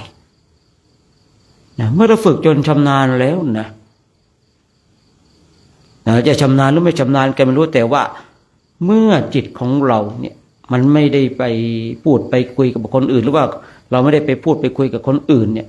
มันจะอยู่กับลมหายใจแต่เมื่อเราจะพูดคุยกับคนอื่นปุ๊บเนี่ยมันทิ้งลมหายใจแป๊บหนึ่งพอเราพูดคุยจบประโยคไปมันกลับมาที่ลมหายใจต่อมันเป็นเช่นนั้นแม้แต่ตอนที่เราจะหลับเนี่ยเราก็อยู่กับลมหายใจเนี่ยบางคราวเนี่ยเราก็หลับพร้อมกับลมหายใจเข้าบ้างบางคราวก็พร้อมกับลมหายใจออกบ้างเวลาแม้แต่เวลาที่เราจะตื่นบางคราวเนี่ยมันก็ตื่นพร้อมกับลมหายใจเข้าบ้างลมหายใจออกบ้างแต่โดยส่วนมากเวลาที่จะตื่นเนี่ยมันจะตื่นพร้อมกับลมหายใจเข้าเวลาที่เราจะหลับเนี่ยมันจะหลับพร้อมกับลมหายใจออกนั่นแล้วแต่นะอันนี้ไม่แน่นอนไม่แน่นอนไม่ใช่มีกฎตายตัวตรงจุดเนี้ยแต่สิ่งหนึ่งที่ทำให้เราเข้าใจคือเราสามารถรู้ลมหายใจเข้าออกในเวลาตื่นในเวลาที่เราจะตื่นในเวลาที่เราจะหลับได้เนี่ยฝึกฝนอบรมย้ำอยู่อย่างนั้นทำอยู่อย่างนั้นย้ำอยู่อย่างนั้นเตือนอยู่อย่างนั้นอยู่กับลมหายใจเข้าออกเนี่ยมันไม่ชำนาญไม่ชัดเจนก็ให้มันรู้ไปยิ่งเรามาเป็นนักบวชเนี่ยเวลามีมากลมหายใจเข้าออกเนี่ยมันแล้วอยู่กับตรงจุดนี้ปุ๊บมันชัดเจนฉะนั้นก็ฝากไว้นะฝากไว้ให้เราท่านทั้งหลายได้ฝึกฝนอบรมการภาคเพียรภาวนา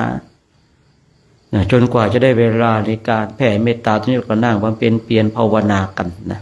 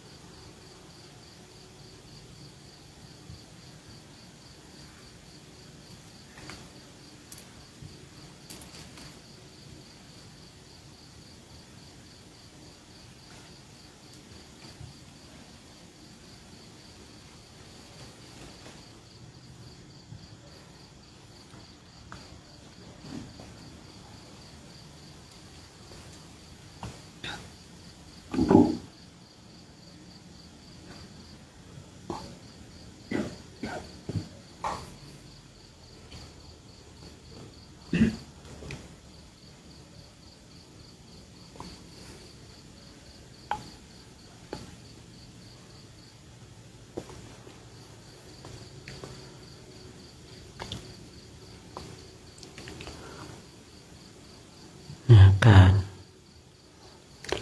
เจริญจิตภาวนานี่ช่วงนี้ก็สมควรแก่เวลานะให้เราท่านทั้งหลายทำความสึกตัวทั่วพร้อมน้อมจิตน้อมใจจิตที่เป็นบุญเป็นกุศลเราก็จะได้ร่วมกันแผ่เมตตาให้กับสรรพสัตว์ทั้งหลายที่เป็นเพื่อนทุกข์เกิดแก่เจ็บตายของเราสัตว์ใดที่มีความทุกข์ขอให้พ้นจากทุกข์สัตว์ใดที่มีความสุขขอให้สุขยิ่งขึ้นไปเราต้องการความสุขชั้นใดสัตว์ทั้งหลายก็ต้องการความสุขชั้นนั้นเนาะ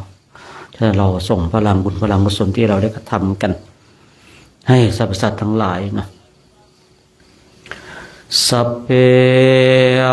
สัตตาอาเวราโหนตุขอสัพพะสัตว์ทั้งหลาย ทั้งปวงที่เป็นเปื้อนทุกข์เกิดแก่เจ็บตายด้วยการทั้งหมดทั้งสิ้นจงเป็นสุขเถิดอย่าได้เป็นต่อกันและกันเลยอาพยาปัจจาโหนตุจงเป็นสุขเถิดอย่าได้บาดเบียนซึ่งกันและกันเลยอานิคาโหนตุจงเป็นสุขเถิดอย่าได้ความทุกข์กายทุกข์ใจเลยสุขีอัตานังปริหารันตุความสุขกายสุขใจรักษาตนให้รอดพ้นจากทุกข์โทษเวรภัยอันตรายทั้งปวงจงทุกข์ทั่วหน้าเถิดกาตังปุญญาภารังไมสาเพภาคียปวันตุเตขอสาปาสาทางร้ายทั้งปวงเหล่านั้นจงเป็นผู้มีส่วนได้เสวยผลบุญที่ข้าพเจ้าได้บำเพ็ญแล้วนี้เถิ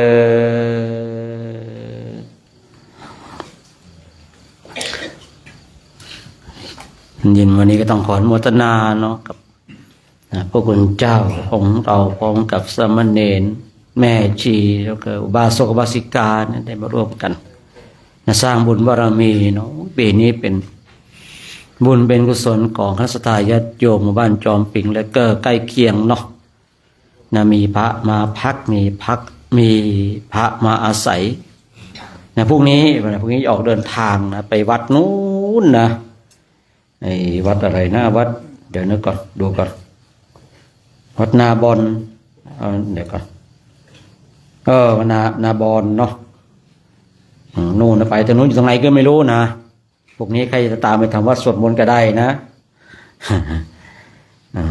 เอาละเนาะคงจะได้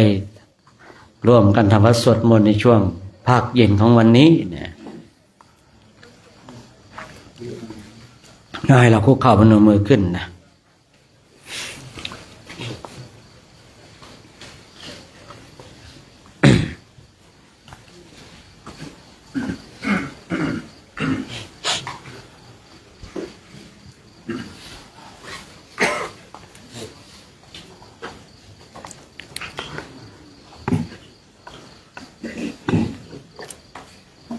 ในช่วงลำดับตัวนี้ไป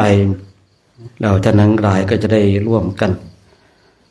สวดสรรเสริญคุณของพระรัตนตรัยนะมีคุณพระพุทธคุณพระธรรมคุณพระสงฆ์แล้วก็บทสวดต่างๆเนาะว่าบทสวดพิเศษนี่ฉะนั้นให้เราท่านทั้งหลายคุกเข่าพนมมือขึ้นต่อไปจะได้กราบพระพร้อมๆกันนะพร้อมกันแล้วกราบเ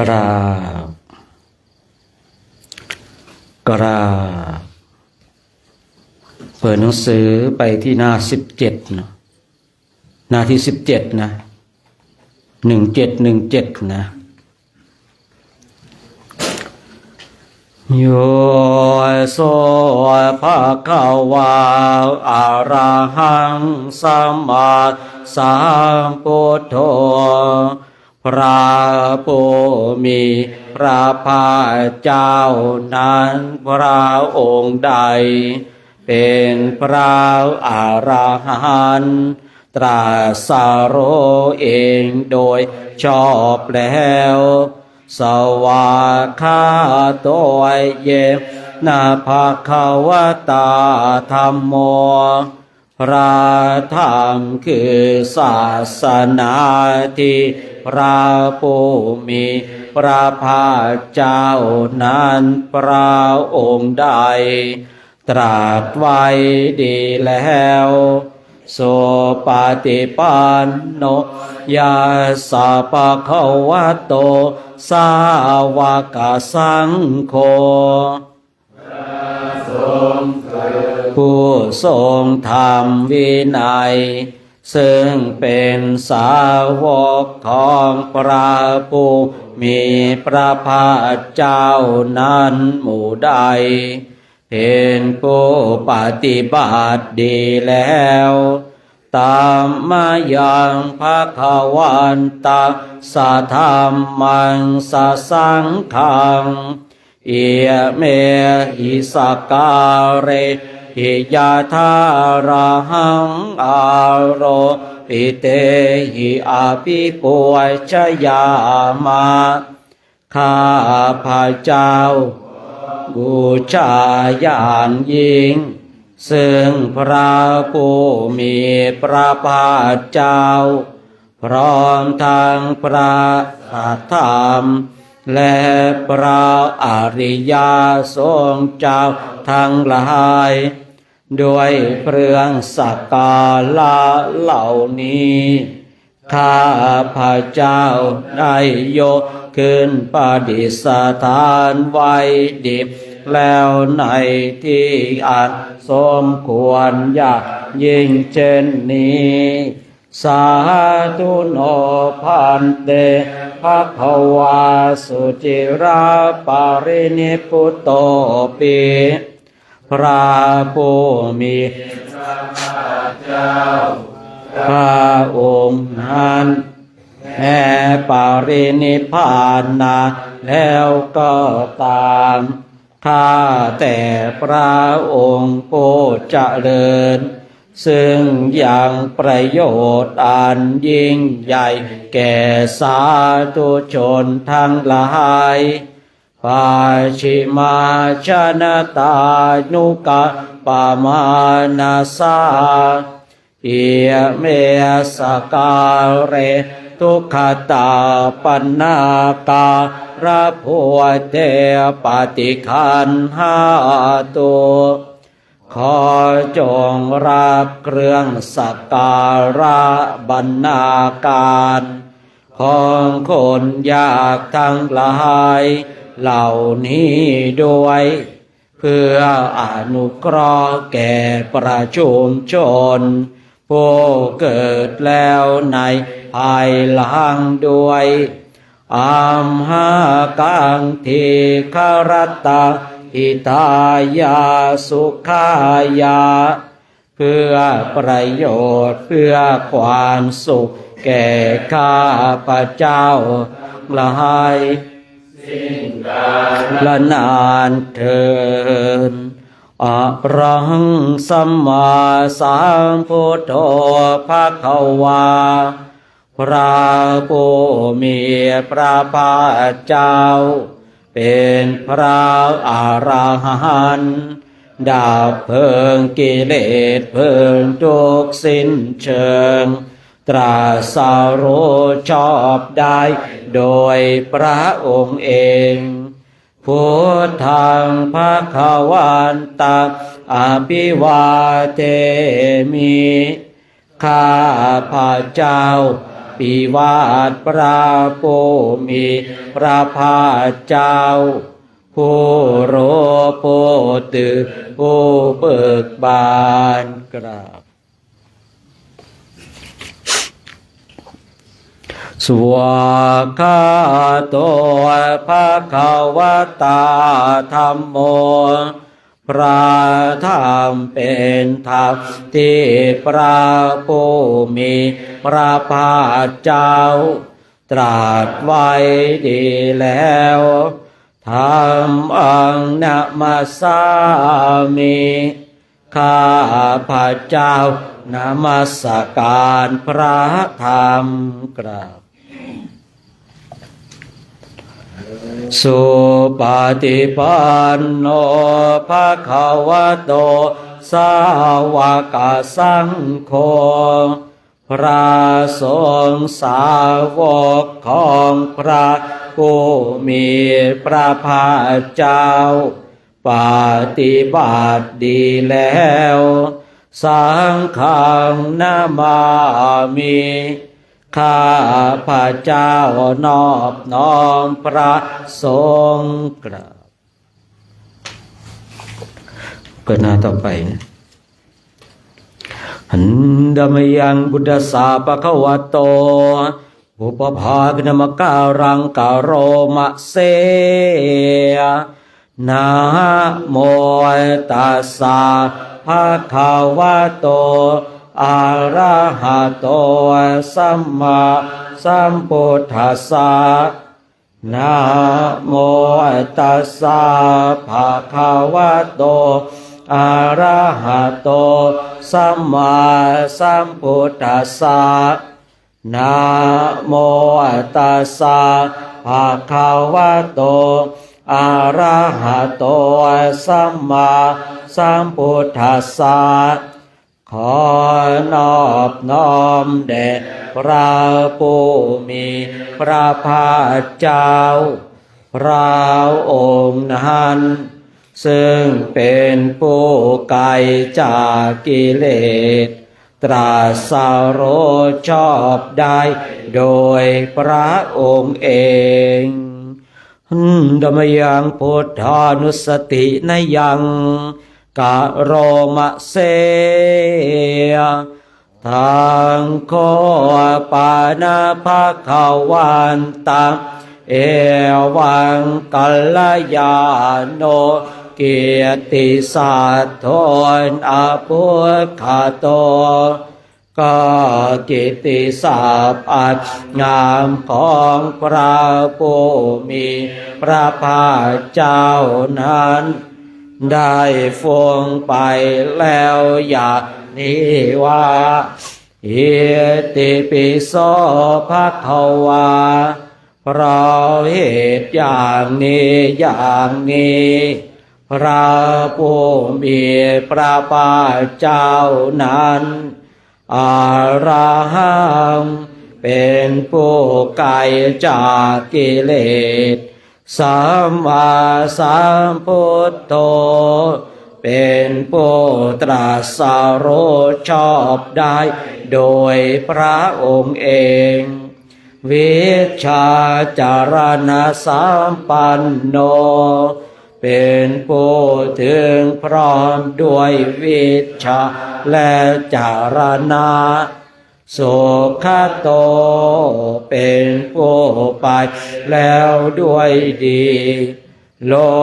กวิทูเป็นผู้รู้โลกอย่างแจ่มแจ้งอนุตตรปุริสธรรมสารถิเป็นผู้สามารถฝึกบุรุษที่สมควรฝึกได้อย่างไม่มีใครยิ่งกว่าสัทธาเทวมนุสสานังเป็นครูผู้สอนของเทวดาและมนุษย์ทั้งหลายพุทโธเป็นผู้รู้ผู้ตื่นผู้เบิกบานด้วยธรรมภควาติเป็นผู้มีความจำเริญจำแนกธรรมสั่งสอนสัตว์ดังนี้เปิดหน้าต่อไปหันดามยังพุทธาภิกิติงกะโรมะเสพุทธวา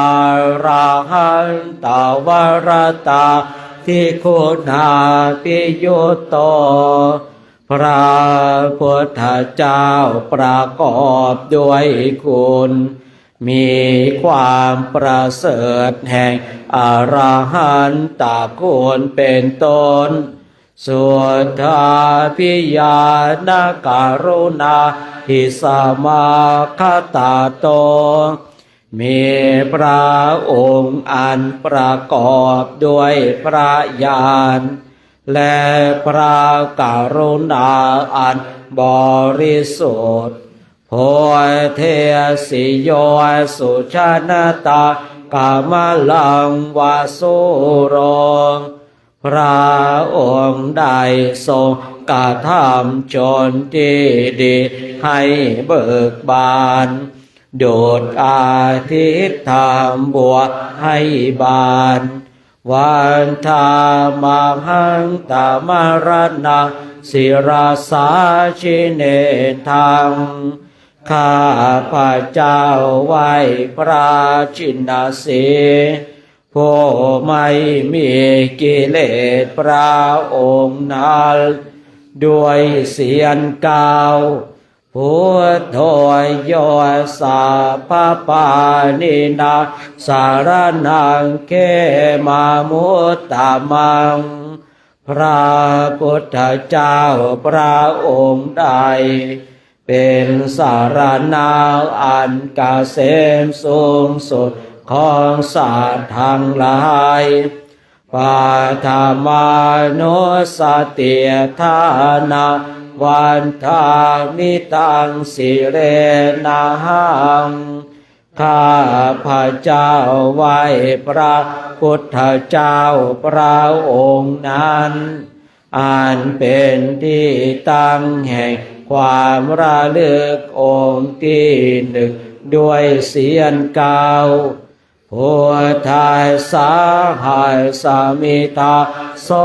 วาพุทโธเมสามิเกียสารโรข้าพระเจ้าเป็นทาสของพระพุทธเจ้าพระพุทธเจ้าเป็นนายมีอิสระเหนือข้าพระเจ้าพุทโธทุกขาสักขาตาจาวิทาตาใจตาสะเมพระพุทธเจ้าเป็นเครื่องกำจัดทุกข์ไว้ซึ่งประโยชน์แก่ข้าพระเจ้าพุทธาสาคังนิยาเทมิสาริรันชีวิตันจิทังข้าพระเจ้ากายถวายชีวิตนี้แด่พระพุทธเจ้าวันทันโตหังจาเลียสามิพุทธาเสวะสุโพธิตังข้าพระเจ้าไว้อยู่จากประพฤติตามซึ่งความสรู้ดีของพระพุทธเจ้านาทิเมสารนังอัญญังโทเมสารนังวะดังสารณะอื่นของข้าพระเจ้าไม่มีพระพุทธเจ้าเป็นสารณะอันประเสริฐของข้าพระเจ้าเอเตนะสัจวัชเชนวัฏเทยังสาธุสาสเนด้วยการกล่าวคำสัตย์นี้ข้าพระเจ้าเพียงเจริญในพระศาสนาของพระศาสนาพุทธังเมวันธรรมาเนนะยังปุญญังปัสสุตังอิทาข้าพระเจ้าผู้ไว้อยู่ซึ่งพระพุทธเจ้าได้ควรขวายบุญได้ในบัดนี้สาเพปิอันตรายะเมมาเหสุงตาสเตชะสาอันตรายทั้งปวงอย่าได้มีแก่ข้าพระเจ้าด้วยเดชแห่งบุญนั้นกายเยนะวาจายวะเจตสาวาด้วยกายก็ดีด้วยวาจาก็ดีด้วยใจก็ดีพุทเทกุกัมมังปะกตังมยายังกามนาติเตียนอันใดที่ข้าพระเจ้าในพระพุทธเจ้า ทิคันหาตุอาชยันตังขอพระพุทธเจ้าจงโง่ซึ่งโทษล่วงเกินอันนั้นกาลังตะเรสังวริตุงวาพุทเทเพื่อการสำรวมระวังในพระพุทธเจ้าในการต่อไปเปิดหนังสือหน้าต่อไปนะหันดามเฮียงธรรมานุสตินะยังกะโรมะเสสวาคาโตภะคะวะตาธัมโมพระธรรมเป็นสิ่งที่พระผู้มีพระภาคเจ้าได้ตรัสไว้ดีแล้วสันทิฏฐิโกเป็นสิ่งที่ผู้ศึกษาและปฏิบัติพึงเห็นได้ด้วยตนเองอากาลิโกเป็นสิ่งที่ปฏิบัติได้และให้ผลได้ไม่จำกัดการเอหิปัสสิโกเป็นสิ่งที่ควรกล่าวกับผู้อื่นว่าท่านจงมาดูเถิดโอปานายิโกเป็นสิ่งที่ควรน้อมเข้ามาใส่ตัวปัจจตังเวทิตาโพวิโยหิติเป็นสิ่งที่ผู้รู้ก็รู้ได้เฉพาะตนดังนี้ดามยังธรรมาปิขิติงกะโรมะเสสวาคาตาตาทิคุณายโยขาวาเสนาไสโยพระธรรมเป็นสิ่งที่ประเสริฐเพราะประกอบด้วยคุณคือความที่พระผู้มีพระภาคเจ้าตรัสไว้ดีแล้วเป็นต้นโยมาคาปะกะปริยาติวิโมคาเพโท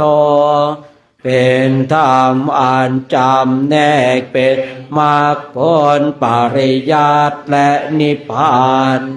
ธัมโมกุโลกาปตนาตถาทาลิธารีเป็นธรรมทรงไว้ซึ่งผู้ทรงธรรมจากการต่อไปสู่โลกที่ชั่ววันธามหังตามหารังวรธรรมเมตังข้าพระเจ้าไว้พระธรรมอันประเสริฐนั้นอันเป็นเสียซึ่งความมืดธรรมโมโยสาปปานินาสารนังเขมามุตตะมังพระธรรมใดเป็นสารณะอันเกษมสูงสุดของสัตว์ทั้งหลายทุติยานุสติทานะวันทามิตังสิเรนะหังข้าพระเจ้าไว้พระธรรมนั้นอันเป็นที่ตั้งแห่งความระลึกองค์ที่สองด้วยเสียงกล่าวธรรมัสสาหายสมิทาโสวะธัมโมเมสามิกิสารโรข้าพระเจ้าเป็นของพระธรรมพระธรรมเป็นไทยอิสระเนื้อข้าพระเจ้าธัมโมทุกขัสสะคาตาจาวิทาตาจาหิตาสะเมพระธรรมเป็นเครื่องกำจัดทุกข์ และทรงไว้ซึ่งประโยชน์แก่ข้าพเจ้าธรรมาสาหังนิยาเทมิสาริระชีวิตันจิตังข้าพเจ้ามอบกายถวายชีวิตนี้แด่พระธรรมวันทานโตหังจาริสามิธรรมาเสวสุธรรมตังข้า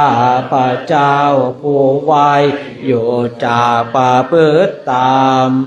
ซึ่งความเป็นธรรมดีของพระธรรมนาทิเมสารนังอัญญาธรรมโมเมสารนังวรังสารณะอื่นของข้าพเจ้าไม่มีพระธรรมเป็นสารณะอันประเสริฐของข้าพเจ้าเอเตนะสัจวัชเชนะวัฏเทยะสาธุสาสเนด้วยการกล่าวคำสัตย์นี้ข้าพเจ้าเพียงเจริญในพระศาสนาของพระศาสดาสังฆังเมวันธรรมาเนนยะอุญญังปัสสุตังอิทาข้า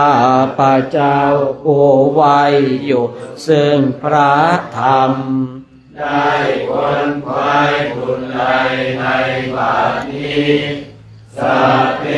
ปิอันตรายามิมาเยสุตัสสะเตชะสาอันตรายทั้งปวงอยากได้มีแก่ข้าพเจ้าด้วยเดชแห่งบุญนั้น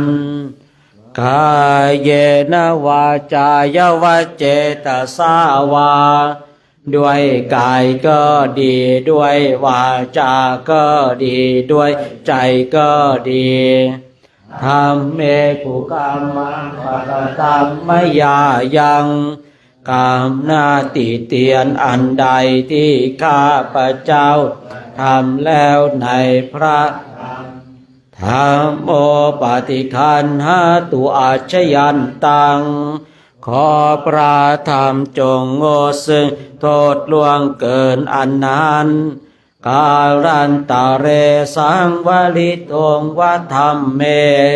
เพื่อการสำรวมระวังในพระในการต่อไปต้องแดงหันธรรมยังสังขานุสตินยังกะโรมะเสโสปฏิปันโนภะคะวะโตสาวกสังโฆทรงสาวกของพระผู้มีพระภาคเจ้าหมู่ใดปฏิบัติดีแล้วอุชุปฏิปันโน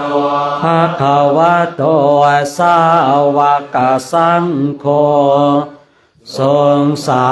วกของพระผู้มีพระภาคเจ้าหมู่ใดปฏิบัติตรงแล้วยายาปฏิปันโนภะคะวะโตสาวกสังโฆทรงสาวกของพระผู้มีพระภาคเจ้าหมู่ใดปฏิบัติเพื่อรู้ธรรมเป็นเครื่องออกจากทุกข์แล้วสามีจิปฏิปันโนภะคะวะโตสาวกสังโฆทรงสาวกของพระผู้มีพระภาคเจ้าหมู่ใดปฏิบัติสมควรแล้วยาที่ทำได้แก่บุคคลเหล่านี้คือ จาตาริปุริสายุคานิอัตถาปุริสาปุคลาโกแห่งบุรุษสี่โกนับเรียงตัวบุรุษได้8บุรุษเอสาภะคะวะโตสาวกสังโฆนั่นแหละทรงสาวกของพระผู้มีพระภาคเจ้าอาหุนายโยเป็นทรงควรแก่สักการะที่เขานำมาบูชาปาหุนายโยเป็นทรงควรสักการะที่เขาไว้ต้อนรับทักขินายโยเป็นผู้ควรรับทักษิณาทานอัญชลีการณิโยเป็นผู้ที่บุคคลตัวไปควรทำอัญชลีอนุตตรังปุญญาเขตาโลกตัสสะติเป็นเนื้อนาบุญของโลกไม่มีนามบุญอื่นยิ่งกว่าดังนี้เปิดหนังสือหน้าต่อไปนะอันดามิยังสังฆาปิกิติงกะโรมะเสสัทธรรมโชสุปฏิปัตติคุณาทิยุตโตพระสงฆ์ที่เกิดโดยพระสัทธรรมประกอบด้วยคนมีความปฏิบัติดีเป็นต้นโยธาปิโทอริยปุคราสังคเสโทเป็นหมู่แห่งพระอริยบุคคลอันประเสริฐ8จำพวกศีลาทิฏฐิมปาวราสยกายจิตโตมีกายและจิตอันอาศัยธรรมมีศีลเป็นต้นอันบวรวันธามังหังตามริยานาคันนังสุสุทังข้าพระเจ้าไว้หมู่แห่งพระอริยเจ้าเหล่านั้นอันบริสุทธิ์ด้วยดีสังโฆโยสาภปานินาสารนังเขมามุตตามัง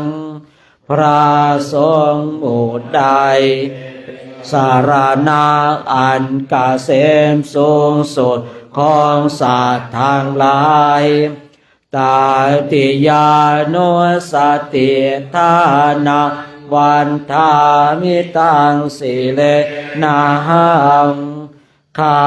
พระเจ้าไว้พระสงฆ์หมู่นั้นอันเป็นที่ตั้งแห่งความระลึกองค์ที่3ด้วยเสียงกล่าวสังฆายสาหัสมิทาโสวาสังโฆเมสามิเกสโรข้า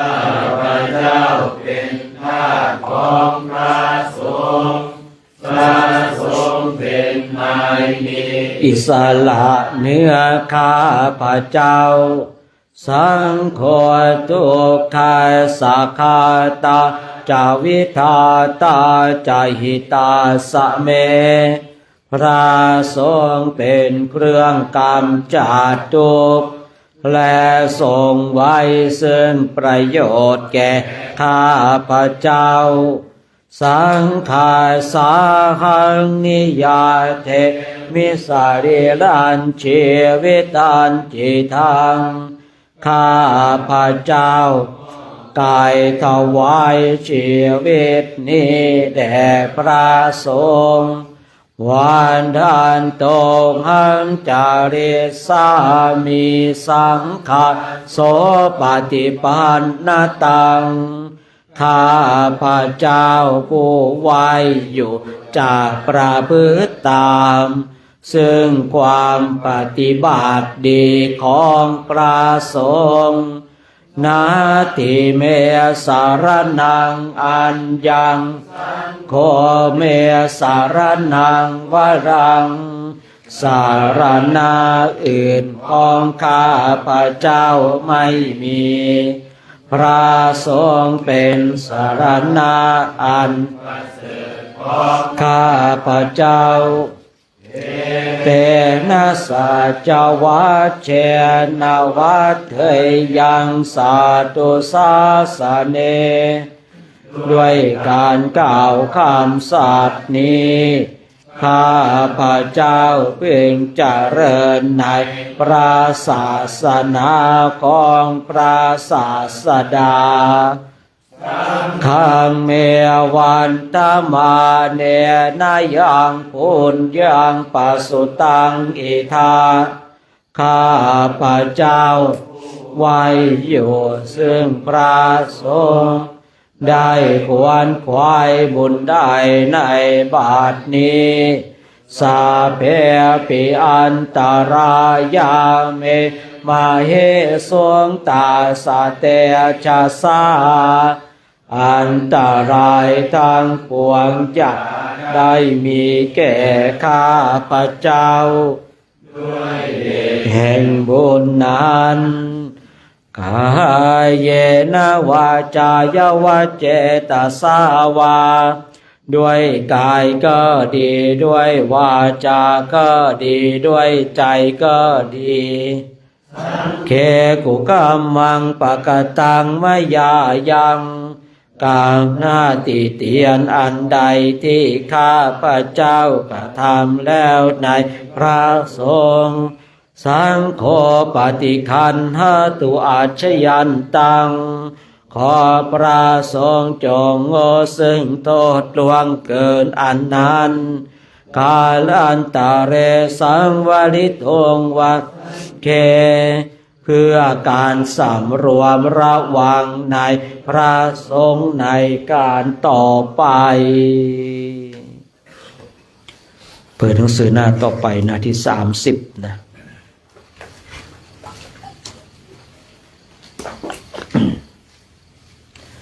วันนี้สวดโอวาทปาติโมกขคาถานะ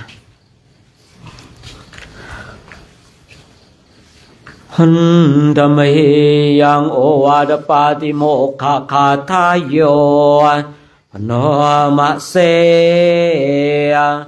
สาปะปาปัสสะอาการนัง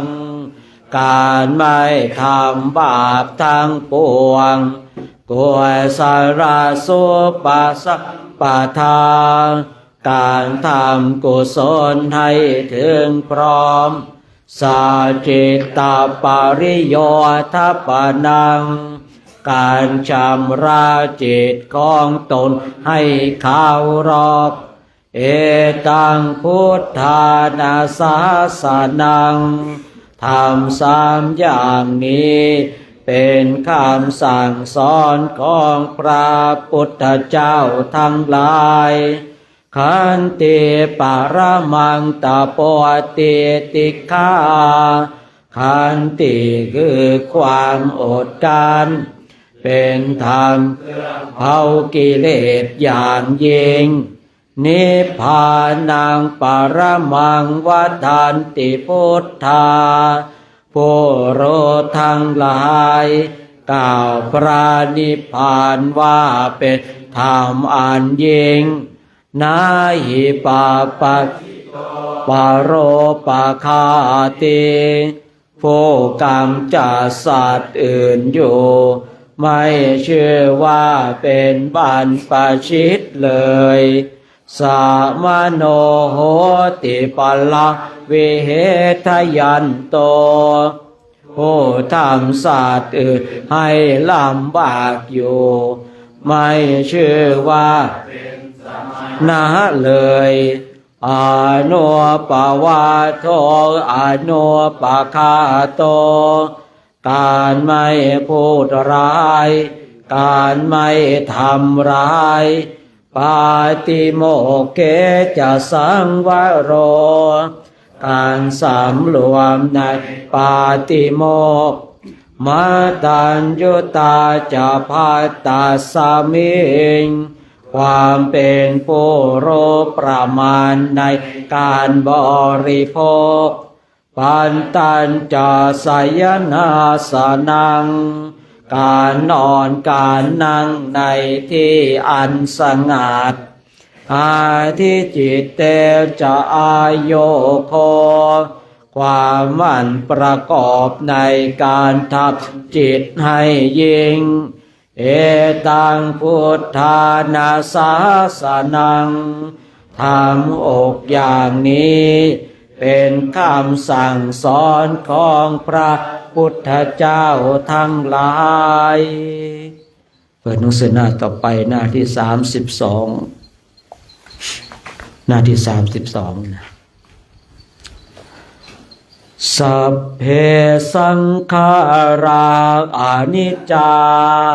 สังขารคือร่างกายจิตใจและ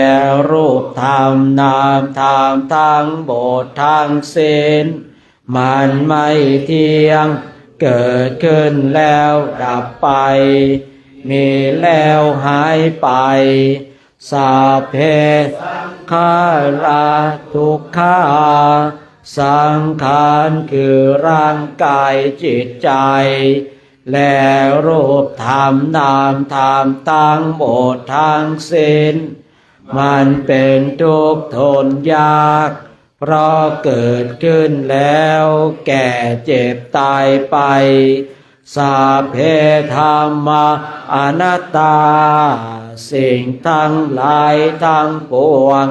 ทั้งที่เป็นสังขารและมิใช่สังขารทั้งหมดทั้งสิ้นไม่ใช่ตัวไม่ใช่ตน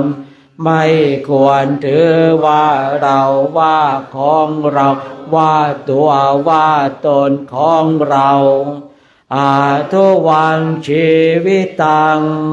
ชีวิตเป็นของไม่ยั่งยืนทุวังมรณัง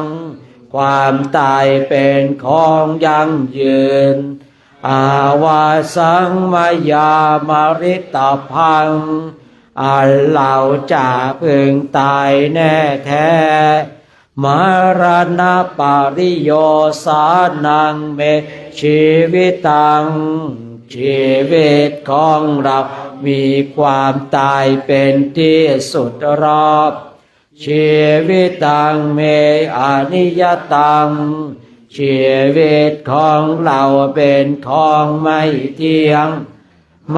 รณังเมนิยตังความตายของเราเป็นของเที่ยงวัฏฏะควรที่จะสังเวช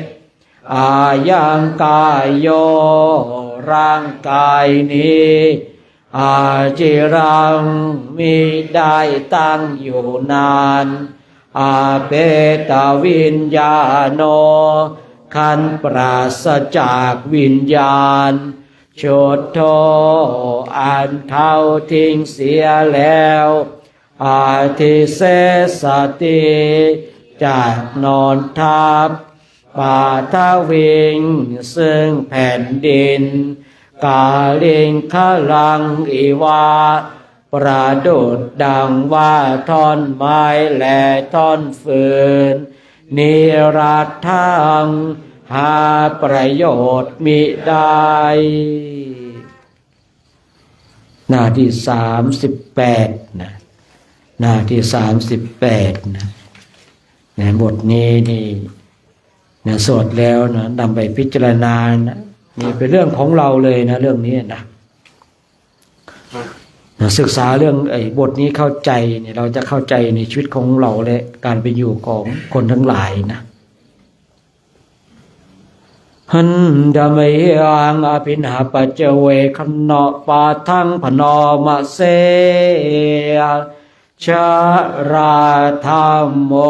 มาหิชลาอานาติโตเรายอมมีความแก่เป็นธรรมดาจะล่วงพ้นความแก่ไปไม่ได้พยาทิธรรมโมมาหิพยาทิงอานาติโต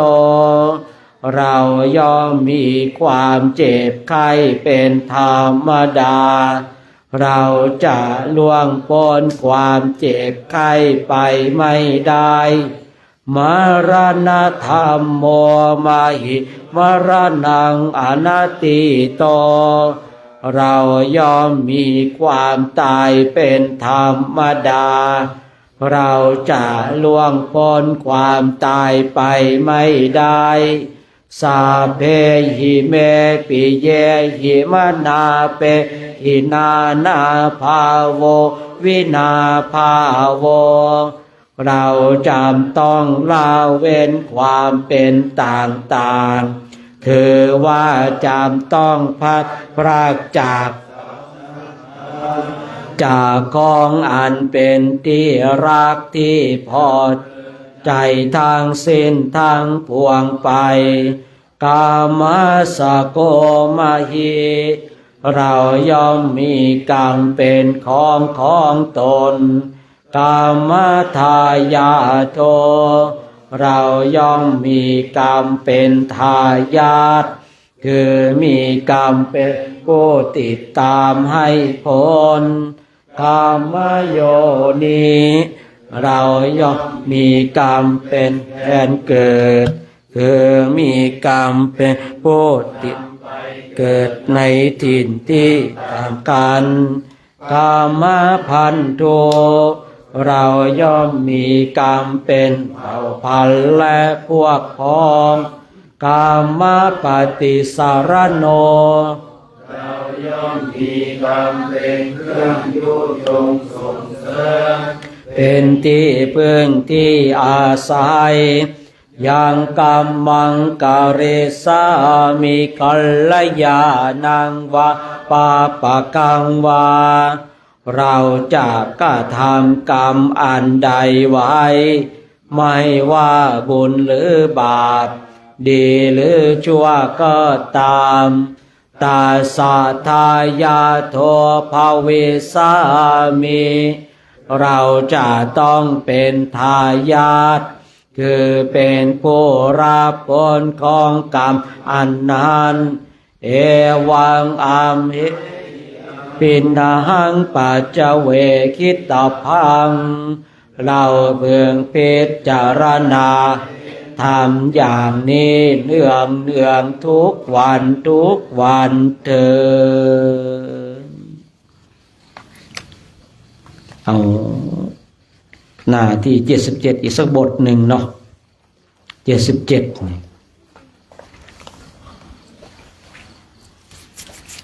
หน้าที่77เนี่ยอีกสักบทหนึ่งนะโอว่าอนิจจาสังขารเอ่ยมาลงเอ่ยสิ้นสุดหยุดเคลื่อนไหวเมื่อหมดหวังครั้งสุดท้ายไม่หายใจธาตุลมไฟน้ำดินก็สิ้นตามนอนตัวแข็งและสลดเมื่อหมดชีพเขาตราสังใส่หีบ4 คน5สู่ป่าชาสิ้นเชื้อเหลือแต่น้ำใครจะถามเรียกเราก็เปล่าเลยนี่แหละน้อมนุษย์เรามีเท่านี้หมดลมแล้วก็ไม่มีซึ่งความหมายวิญญาณปราดขาดลับดับจากกายหยุดวุ่นวายทุกสิ่งนอนนิ่งเอ่ย เมื่อชีวิตเรานี้มีลมอยู่จงเร่งรู้สินทานนะท่านเอ๋ยทั้งภาวนาทำใจหัดให้เคยอย่าละเลยความดีทุกวีวันเมื่อสิ้นลมจิตพรากจากโลกนี้จะได้พาความดีไปสวรรค์อย่าทำบาปน้อยนิดให้ติดพันเพราะบาปนั้นจะเป็นเงาตามเราไปโสนรกอเวจีที่มืดมิดสุดที่ใครจะตามติดไปช่วยได้ต้องทนทุกข์สยดสยองในกองไฟตามแต่กรรมของผู้ใดที่ได้ทำมันสวดมนต์ภาวนารักษาศีลสอนลูกหลานให้เคยชินทุกเช้าค่ำให้รู้จักเคารพนบพระธรรมอย่าลืมคำที่พระสอนวอนให้ดีเราเกิดมาเพื่อตายมิใช่อยู่ทุกคนจะต้องสู่ความเป็นผีเมื่อเกิดมาเป็นคนได้กันทั้งทีก็ควรสร้างความดีติดตัวไปเพื่อจะได้เป็นสุขไม่ทุกข์ยากไม่คับแค้นลำบากเมื่อเกิดใหม่ใครทำดีย่อมสุขแท้จนใจใครทำชั่วทุกข์ยากไร้ย่อมถึงตนเร่งบำเพ็ญทานศีลและภาวนาแสวงหาแต่สิ่งทรงบุญกุศล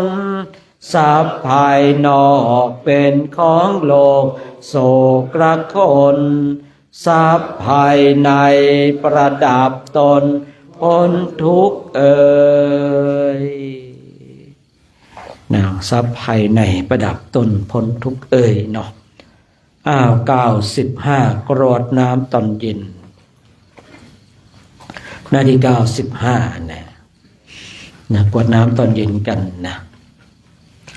หันธรรมยังอุดิสนาทิธานาคาทายโยโนมาเสเอมินาปุญญากรรมเมนาด้วยบุญนี้อุทิศให้อุปชายาคุณุตตราอุปชาผู้เลิศคุณอาจาริโยปการาจาและอาจารย์ผู้เกื้อหนุน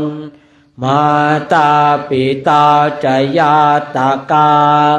ทั้งพ่อแม่และปวงญาติสุริโยจันทิมาราชาสุนจันและราชา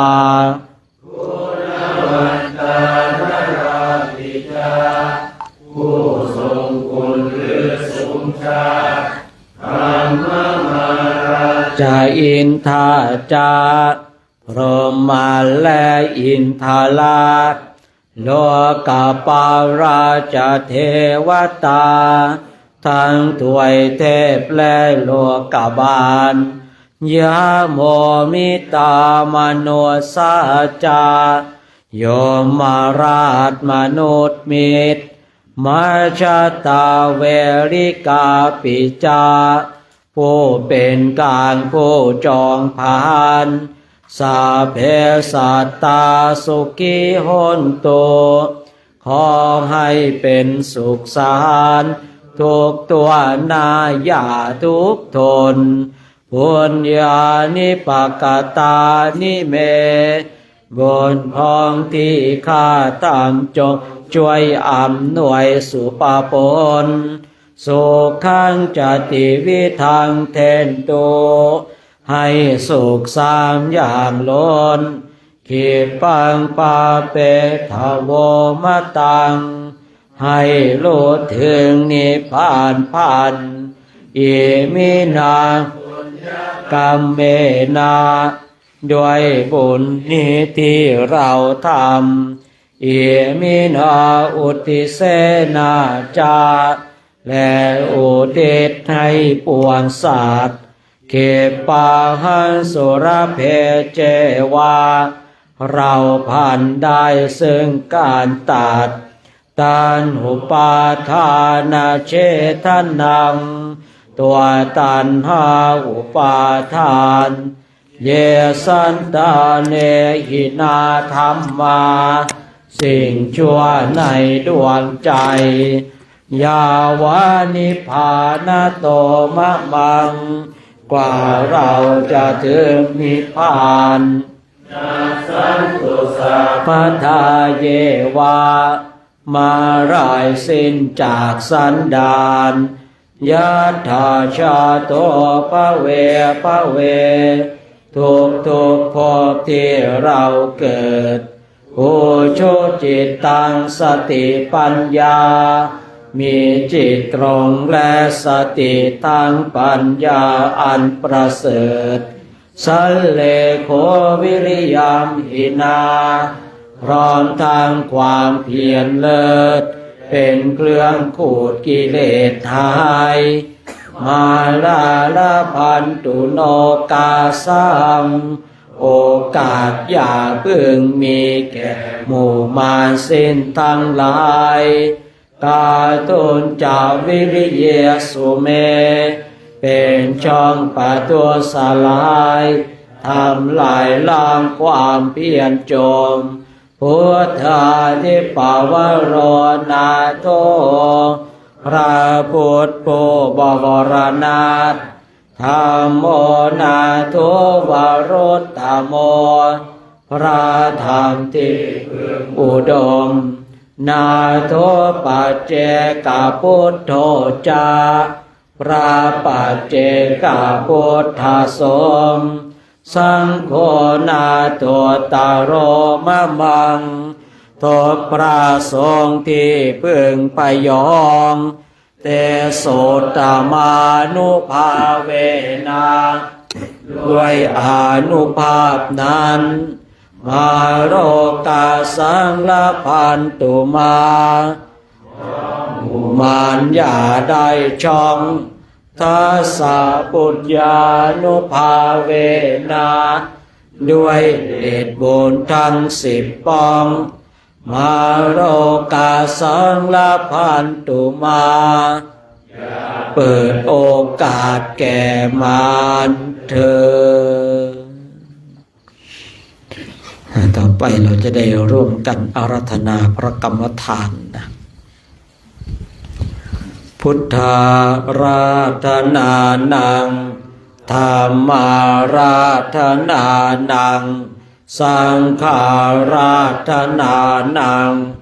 อาปมาโนพุทโธอาปมาโนธัมโมอาปมาโนสังโฆนะโมพุทธายะนะโมธัมมายะนะโมสังฆายะพุทโธเมนะโธธัมโมเมนะโธสังโฆเมนะโธพุทธบูชาธัมมบูชาสังฆบูชานิพพานะเอาชิดเลยโอตุข้าพระเจ้าทั้งหลายขออาราธนาคุณพระพุทธคุณพระธรรมคุณพระสงฆ์อันหาประมาณมิได้มาเป็นที่พึ่งที่ระลึกถึงจ จงช่วยอภิบาลรักษากายวาจาใจของข้าพระเจ้าทั้งหลายให้ตั้งมั่นอยู่ด้วยธรรมเจริญไปด้วยธรรมพร้อมทั้งให้เจริญด้วยสติปัญญาญาณเข้าถึงธรรมอันเป็นเครื่องพ้นทุกข์ให้ซึ่งสันติสุขเป็นผู้รู้ผู้ตื่นผู้เบิกบานโดยไพบูลย์ทุกประการและจงยังประโยชน์ให้ถึงพร้อมทั้งส่วนตนบุคคลอื่นชีวิตอื่น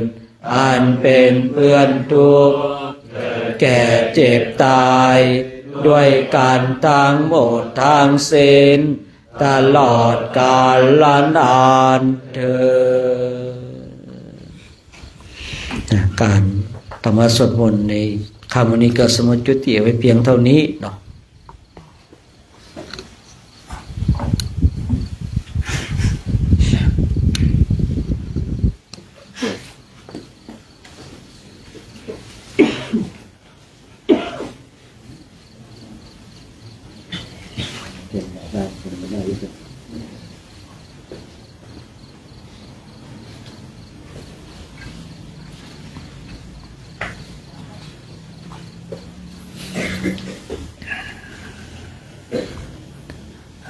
ช่วงลำดับจากนี้ไปก็เป็นช่วงของการภาวนานะ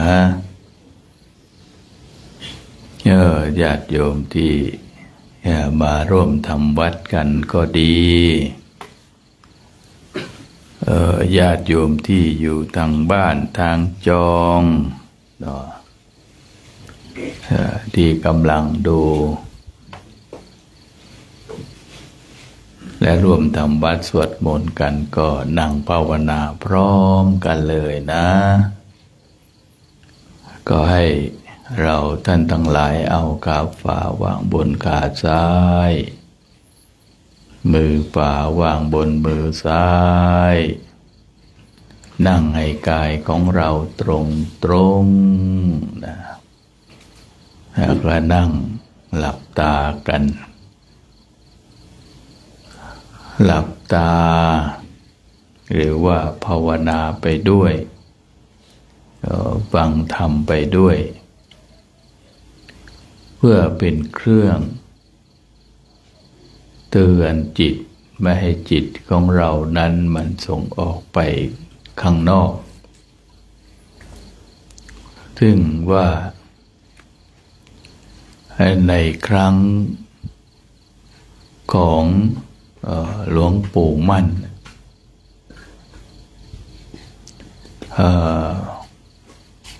พระลูกศิษย์ลูกหา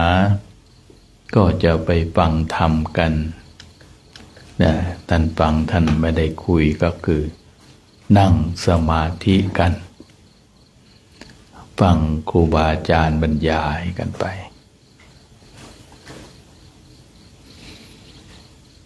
อย่างเช่นว่าไปฟัง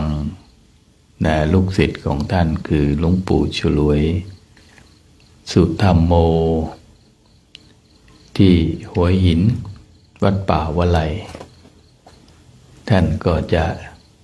แสดงธรรมกันโน้น3 ชั่วโมง 4 ชั่วโมงก็นั่งสมาธิฟังไปบางครั้ง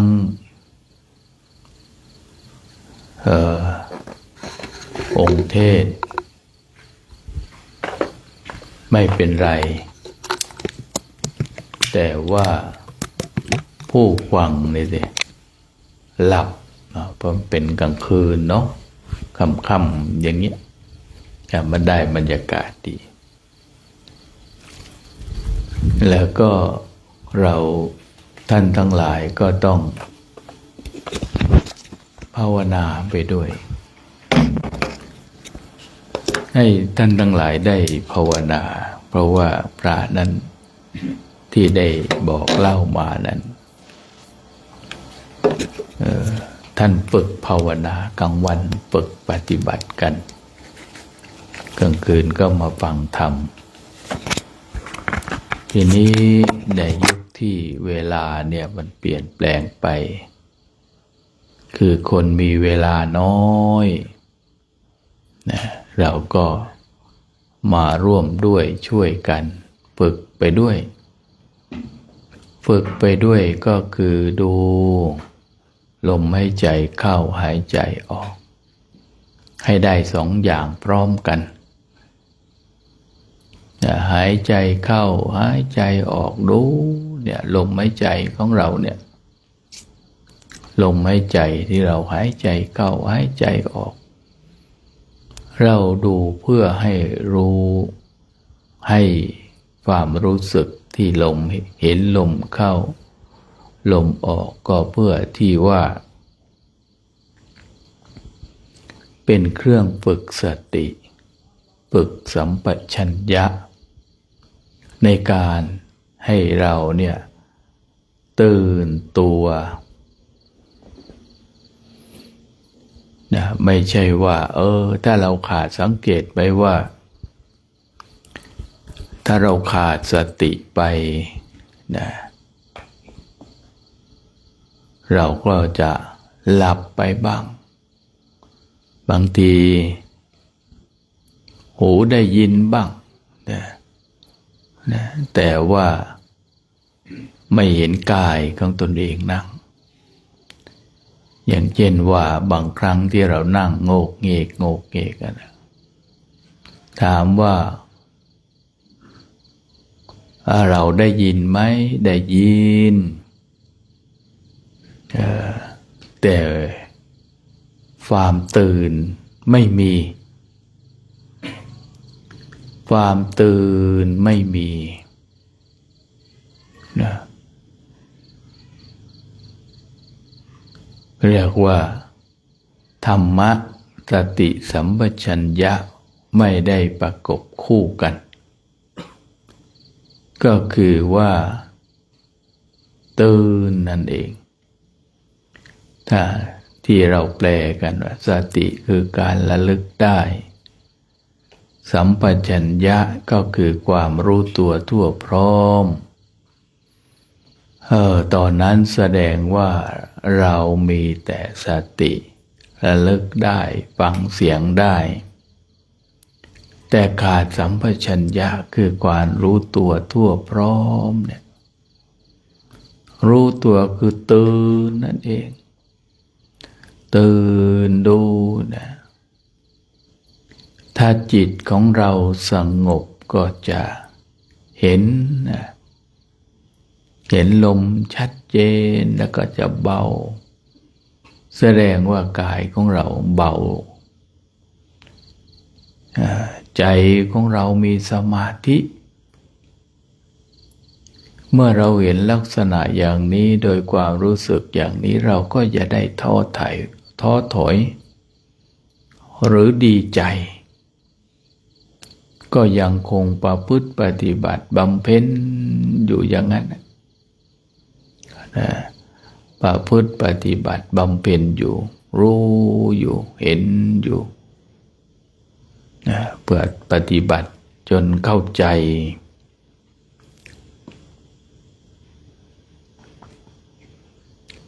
ปฏิบัติจนเข้าใจนะให้ปฏิบัติให้เห็นให้เข้าใจให้รู้ตื่นเบิกบาน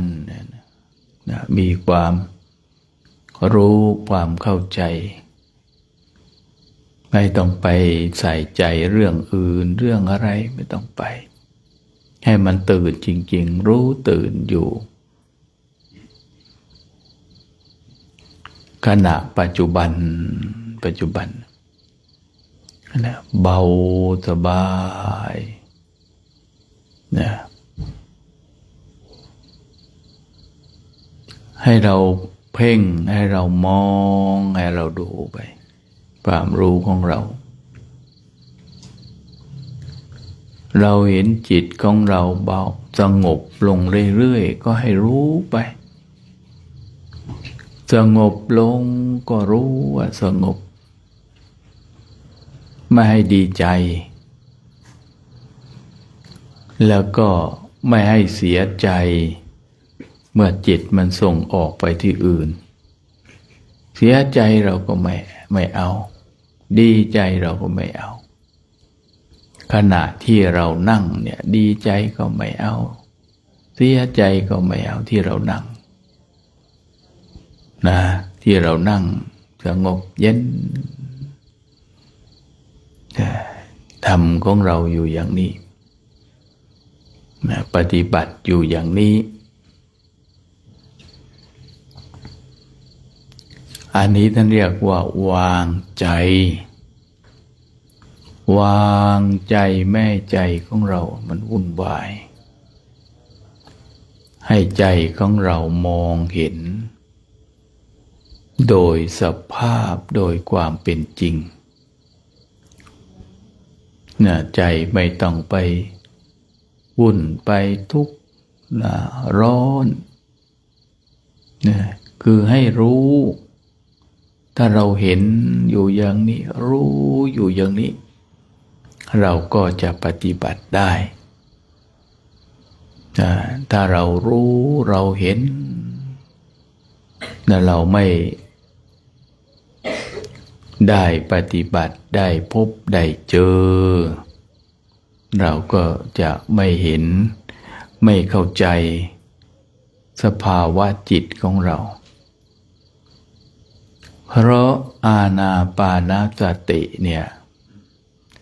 จะปฏิบัติไปเข้าได้ทุกจริตเนาะอานาปานสติทุกจริตเรียกว่าเป็นมงกุฎกรรมฐานแล้วก็ภาวนาก็ง่าย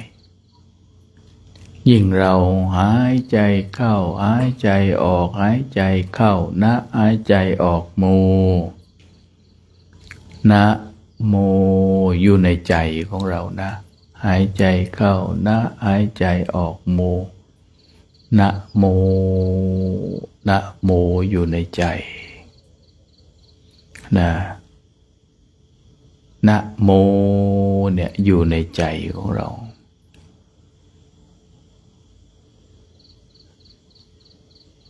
พอทำบ่อยๆเรียกว่าให้จิตของเราคุ้นเคยกับนะโมพอเรามาสาธยายทำวัดช่วงของการเจริญพุทธคุณเราก็จะเข้าใจที่ชัดเจนยิ่งขึ้นเข้าใจชัดเจนสงบเย็นเกิดปีติขึ้นได้เนี่ยก็เรียกว่าอานิสงส์ที่จะเกิดขึ้นกับเราเราท่านทั้งหลายต้องภาวนานี่เราก็ภาวนาตามกำลังของเราที่เราถนัดองค์บริกรรมภาวนาแบบไหนอย่างไรก็ทำของเราไปก็เรียกว่าใจดีใจสบายใจไม่วุ่นวายใจไม่เดือดร้อนเราภาวนาผู้ที่เข้าใจธรรมะคือผู้ที่มีความสุขความสุขก็เกิดจากจิตของเราที่ไม่ไปวุ่นวายกับคนอื่นไม่ไปแสวงหาความทุกข์จากที่อื่นมา ความทุกข์ที่เกิดขึ้นกับตัวเราแสวงหาเอามา อย่างเช่นว่านะไปดูไปเห็นคนนั้นเนี่ยมันตึงบ่ดีจะอั้นบ่ดีจะอีเนาะแต่เรากลับไม่ได้ดูใจว่าโอ้ยใจของเราก็ไม่ดีนะเพราะไปเห็นความผิดของเขาเพราะใจของเรามันก็มีความผิดใจมีความผิดมันก็ทุกข์อย่างนี้เห็นคนอื่นแล้วเป็นทุกข์นี่เพราะเราไปเอาทุกข์มาถ้าเราไปเอาสุขเข้ามาแล้วมองให้เป็นสุขก็คือว่าพินิจพิจารณาใคร่ครวญนะใคร่ครวญต่อสภาพต่อความเป็นจริงนะมองเห็นแต่เรื่องของความสงบเรื่องของความสุขนั่นเองไม่ทุกข์ไม่เดือดร้อน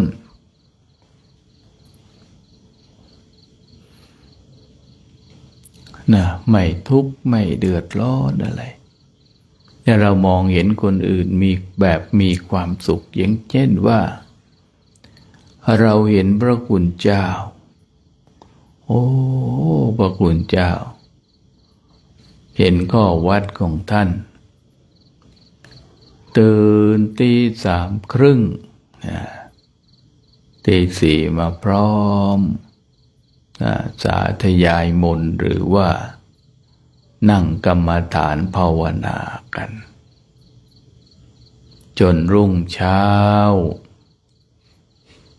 พอเช้าก็ออกเดินบิณฑบาต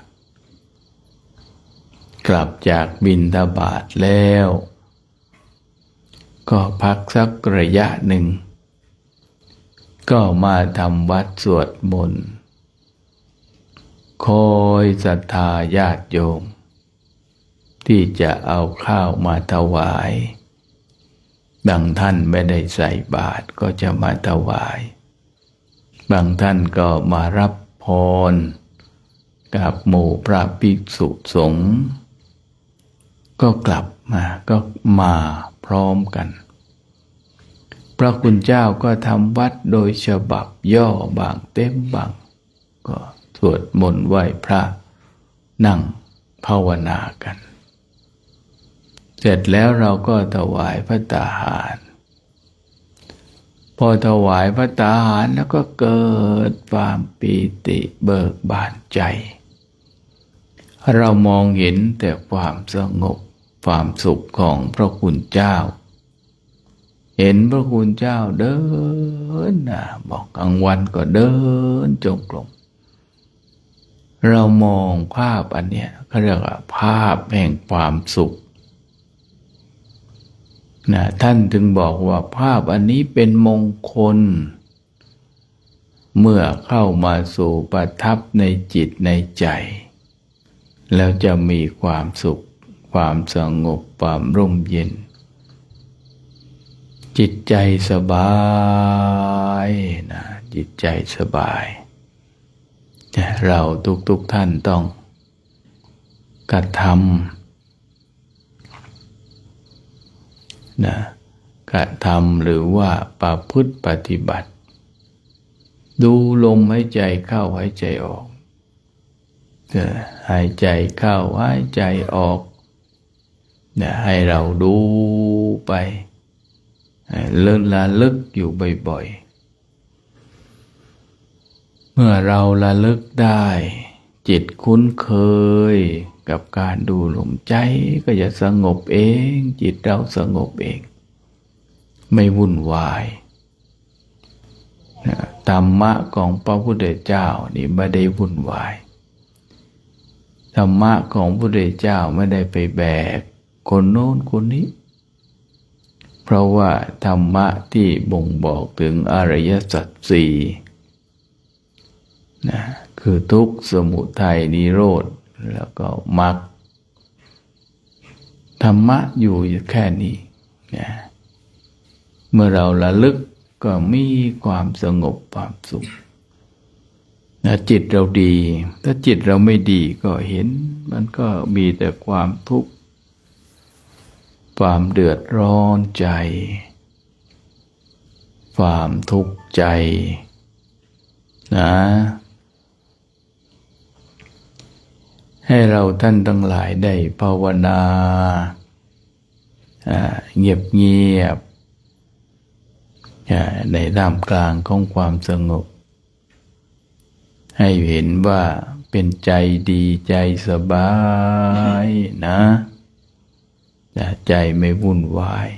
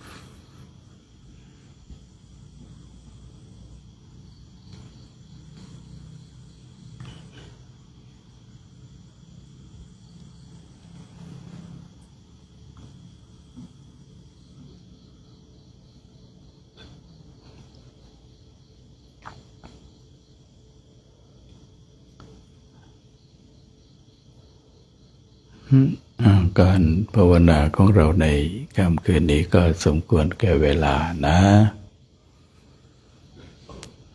ให้เราทำความรู้สึกตัวทั่วพร้อมขยับขยายแผ่เมตตาพร้อมกัน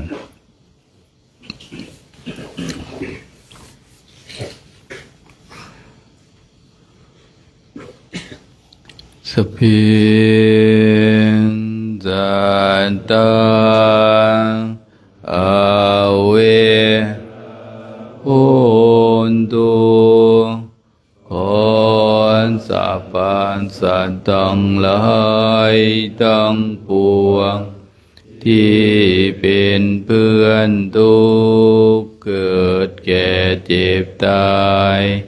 ด้วยกันทั้งหมดทั้งสิ้นจงเป็นสุขเป็นสุขเถิดอย่าได้ก็อาภัยาปัจจาโหนตุจงเป็นสุขเป็นสุขเถิดอย่าได้เบียดเบียนซึ่งกันและกันเลยอานิคาโหนตุจงเป็นสุขเป็นสุขเถิดอย่าได้ทุกข์กายทุกข์ใจเลยสุขีอัตตานังปริหารันตุจงมีแต่ความสุขกายสุขใจรักษาตนให้รอดพ้นอันตรายทั้งปวงจงทุกข์ทั่วหน้าเถิดข้าแต่บุญญาบาลังก์ไม่สัพเพภาคีภวันตุเตขอสัพพสัตว์ทั้งหลายทั้งปวงเหล่านั้นจงเป็นผู้มีส่วนเสวยผลบุญที่ข้าพเจ้าทั้งหลายนี้เถิดสาธุสาธุดูน้ำปานะดิไม่อยู่ครับ เน้นดูไม่ได้น้ำปานะมาถวายเดี๋ยวถ้าพูดมาละเอียดเดี๋ยวมีความผิดอีกนะเนาะเน้นไปดูน้ำปานะสิมันก็ไปดูแต่เนาะต้องบอกไปเอาน้ำปานะมาถวายพระเนาะ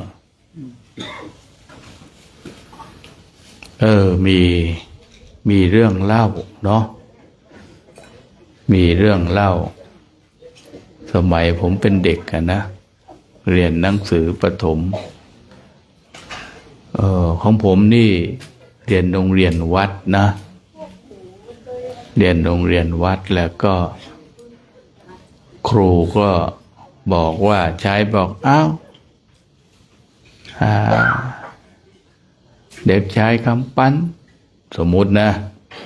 ไปตักน้ำใส่ส้วมก็คอยเนี่ยตักน้ำใส่ส้วมไปเป็นชั่วโมงมันไปตักน้ำใส่ส้วมจริงๆนะใส่คอหานนั่นนะใส่ไปมันก็ไม่เต็มสักทีความผิดของครูบอกไม่ละเอียดนะบอกว่าต้องไปบอกว่าตักน้ำในใส่โอ่งส้วมถึงจะถูกไอ้นี่ความผิดของครูนะครูไม่ละเอียดคนเรามันเข้าใจเหมือนกันแต่ไม่เท่ากันนะก็มีเรื่องหลายๆอย่างความหมายภาษามันสำคัญสื่อให้ดีก็ได้ สื่อให้ไม่ดีก็ได้ให้คนทะเลาะกันก็ได้ให้คนปฏิบัติไปจนถึงนิพพานก็ได้โดยการสื่อสารในการสื่อสารการพูดการในภาษาบ่งบอกนึกชนเผ่าเอาจะได้ก็เพียงแต่เป็นสมมุติ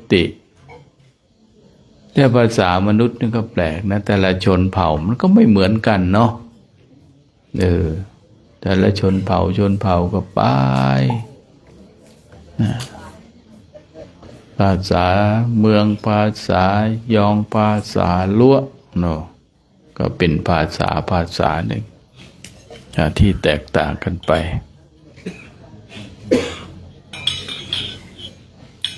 ก็ทำให้มนุษย์เราได้ศึกษาภาษากัน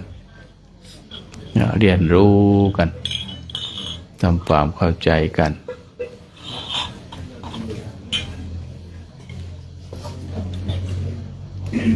ทีนี้เราอยู่กันเนี่ยแล้วก็พูดแล้วก็คุยกันเนาะพูดก็คุยกันด้วยปิยวาจานะสื่อสารกันด้วยดี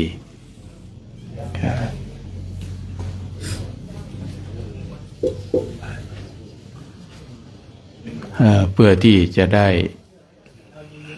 พูดคุยฟังแล้วมันสบายใจเนี่ยนะสบายใจมีความสุขให้คำพูดมันสำคัญเนาะ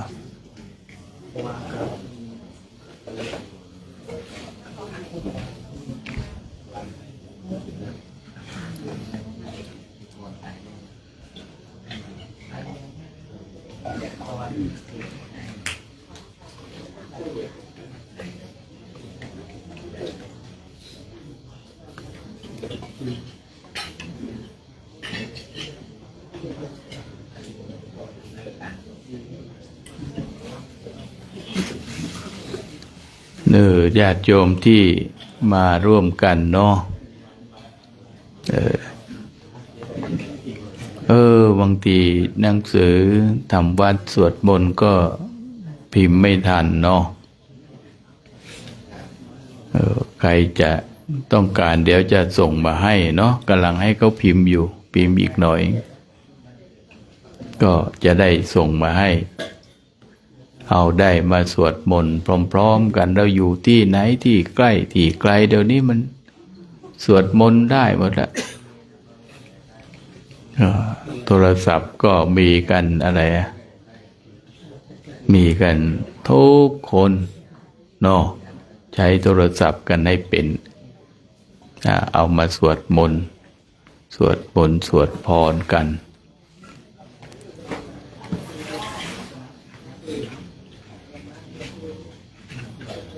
เปิดพร้อมๆกันอยู่ที่มุมไหนเราก็สามารถมาทำวัดสวดมนต์กันได้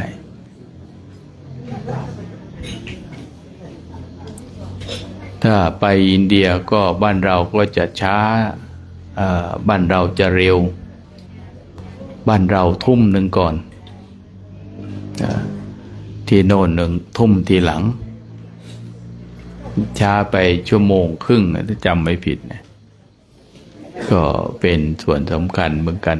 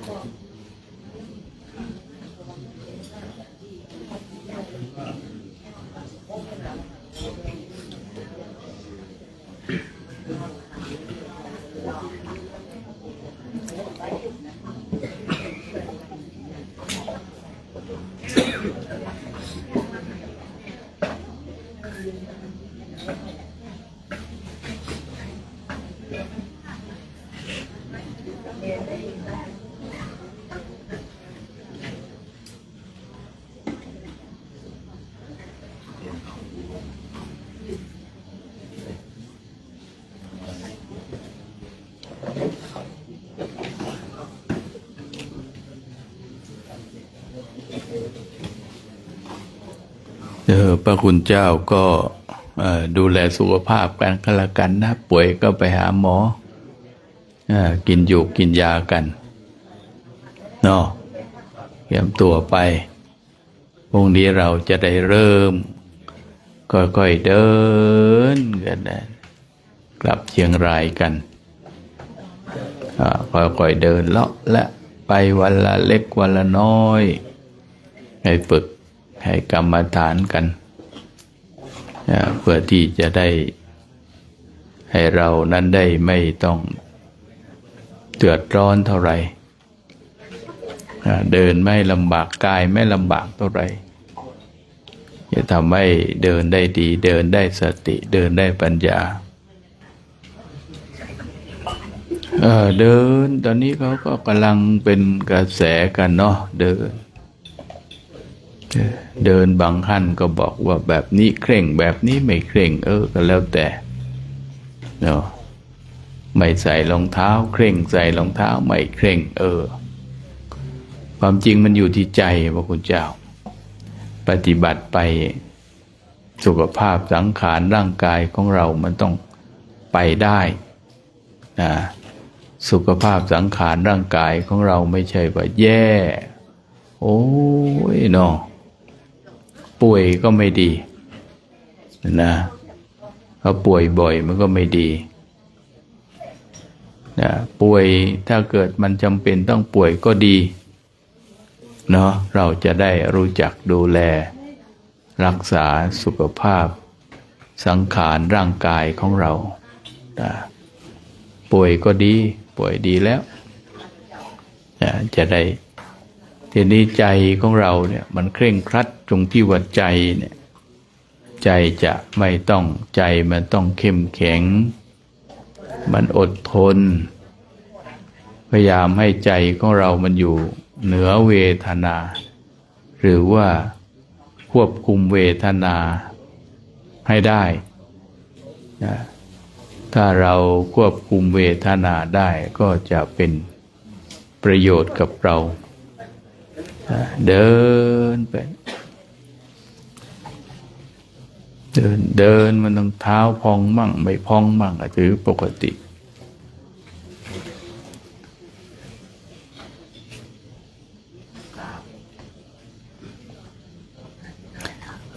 เห็นพระคุณเจ้าสงบเงียบแล้วก็เอาเนาะญาติโยมเตรียมรับพรเนาะรับพรกันนะญาติโยมที่อยู่ทางบ้านไกลที่ไหนก็รับพรพร้อมกับญาติโยมที่นี่เนอะที่วัดจอมปิงเนี่ยเนาะเป็นวัดเก่าวัดแก่ใครอยากจะมาทัศนศึกษาก็ขอเชิญเนอะ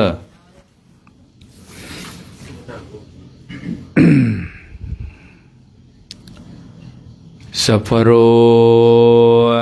คาวินิโมนโตภาวะจิตโตสัพกันโตเนียมพุทโธจตุวัง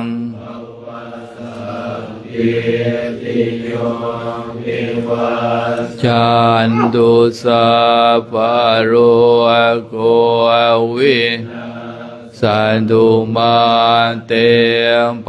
วันตวันตรายสุขีทีกายุโกภาวะอภิวาญาณสิเลสเนจังวุฒปัจจายโนจัตตารโอธรรมวัฏฐันติอายุวันโนสุขัง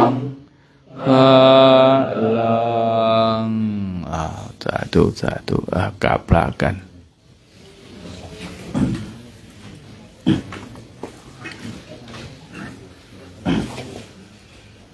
อะระหังสัมมาสัมพุทโธภะคะวา ธังภะคะวันอะภิวาเทมิวะคาโตภะคะวะธัมโมธัมมังนามัสสามิสุปฏิปันโนภะคะวะโตสาวกสังโฆสังฆังนามามิมาดามปิตุกุอาหังวันทามิรูหุปชาริยคุณังอาหังวันทาคณะพระภิกษุสงฆ์กราบพระเดชพระคุณหลวงพ่อพร้อมกันนะเพราะคณะพระภิกษุสงฆ์ก่อนนะพร้อมกันแล้วกราบ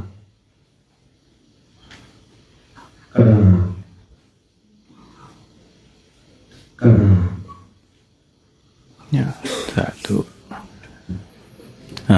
ญาติโยมกราบพระพร้อมกันกราบกราบกราบสาธุสาธุ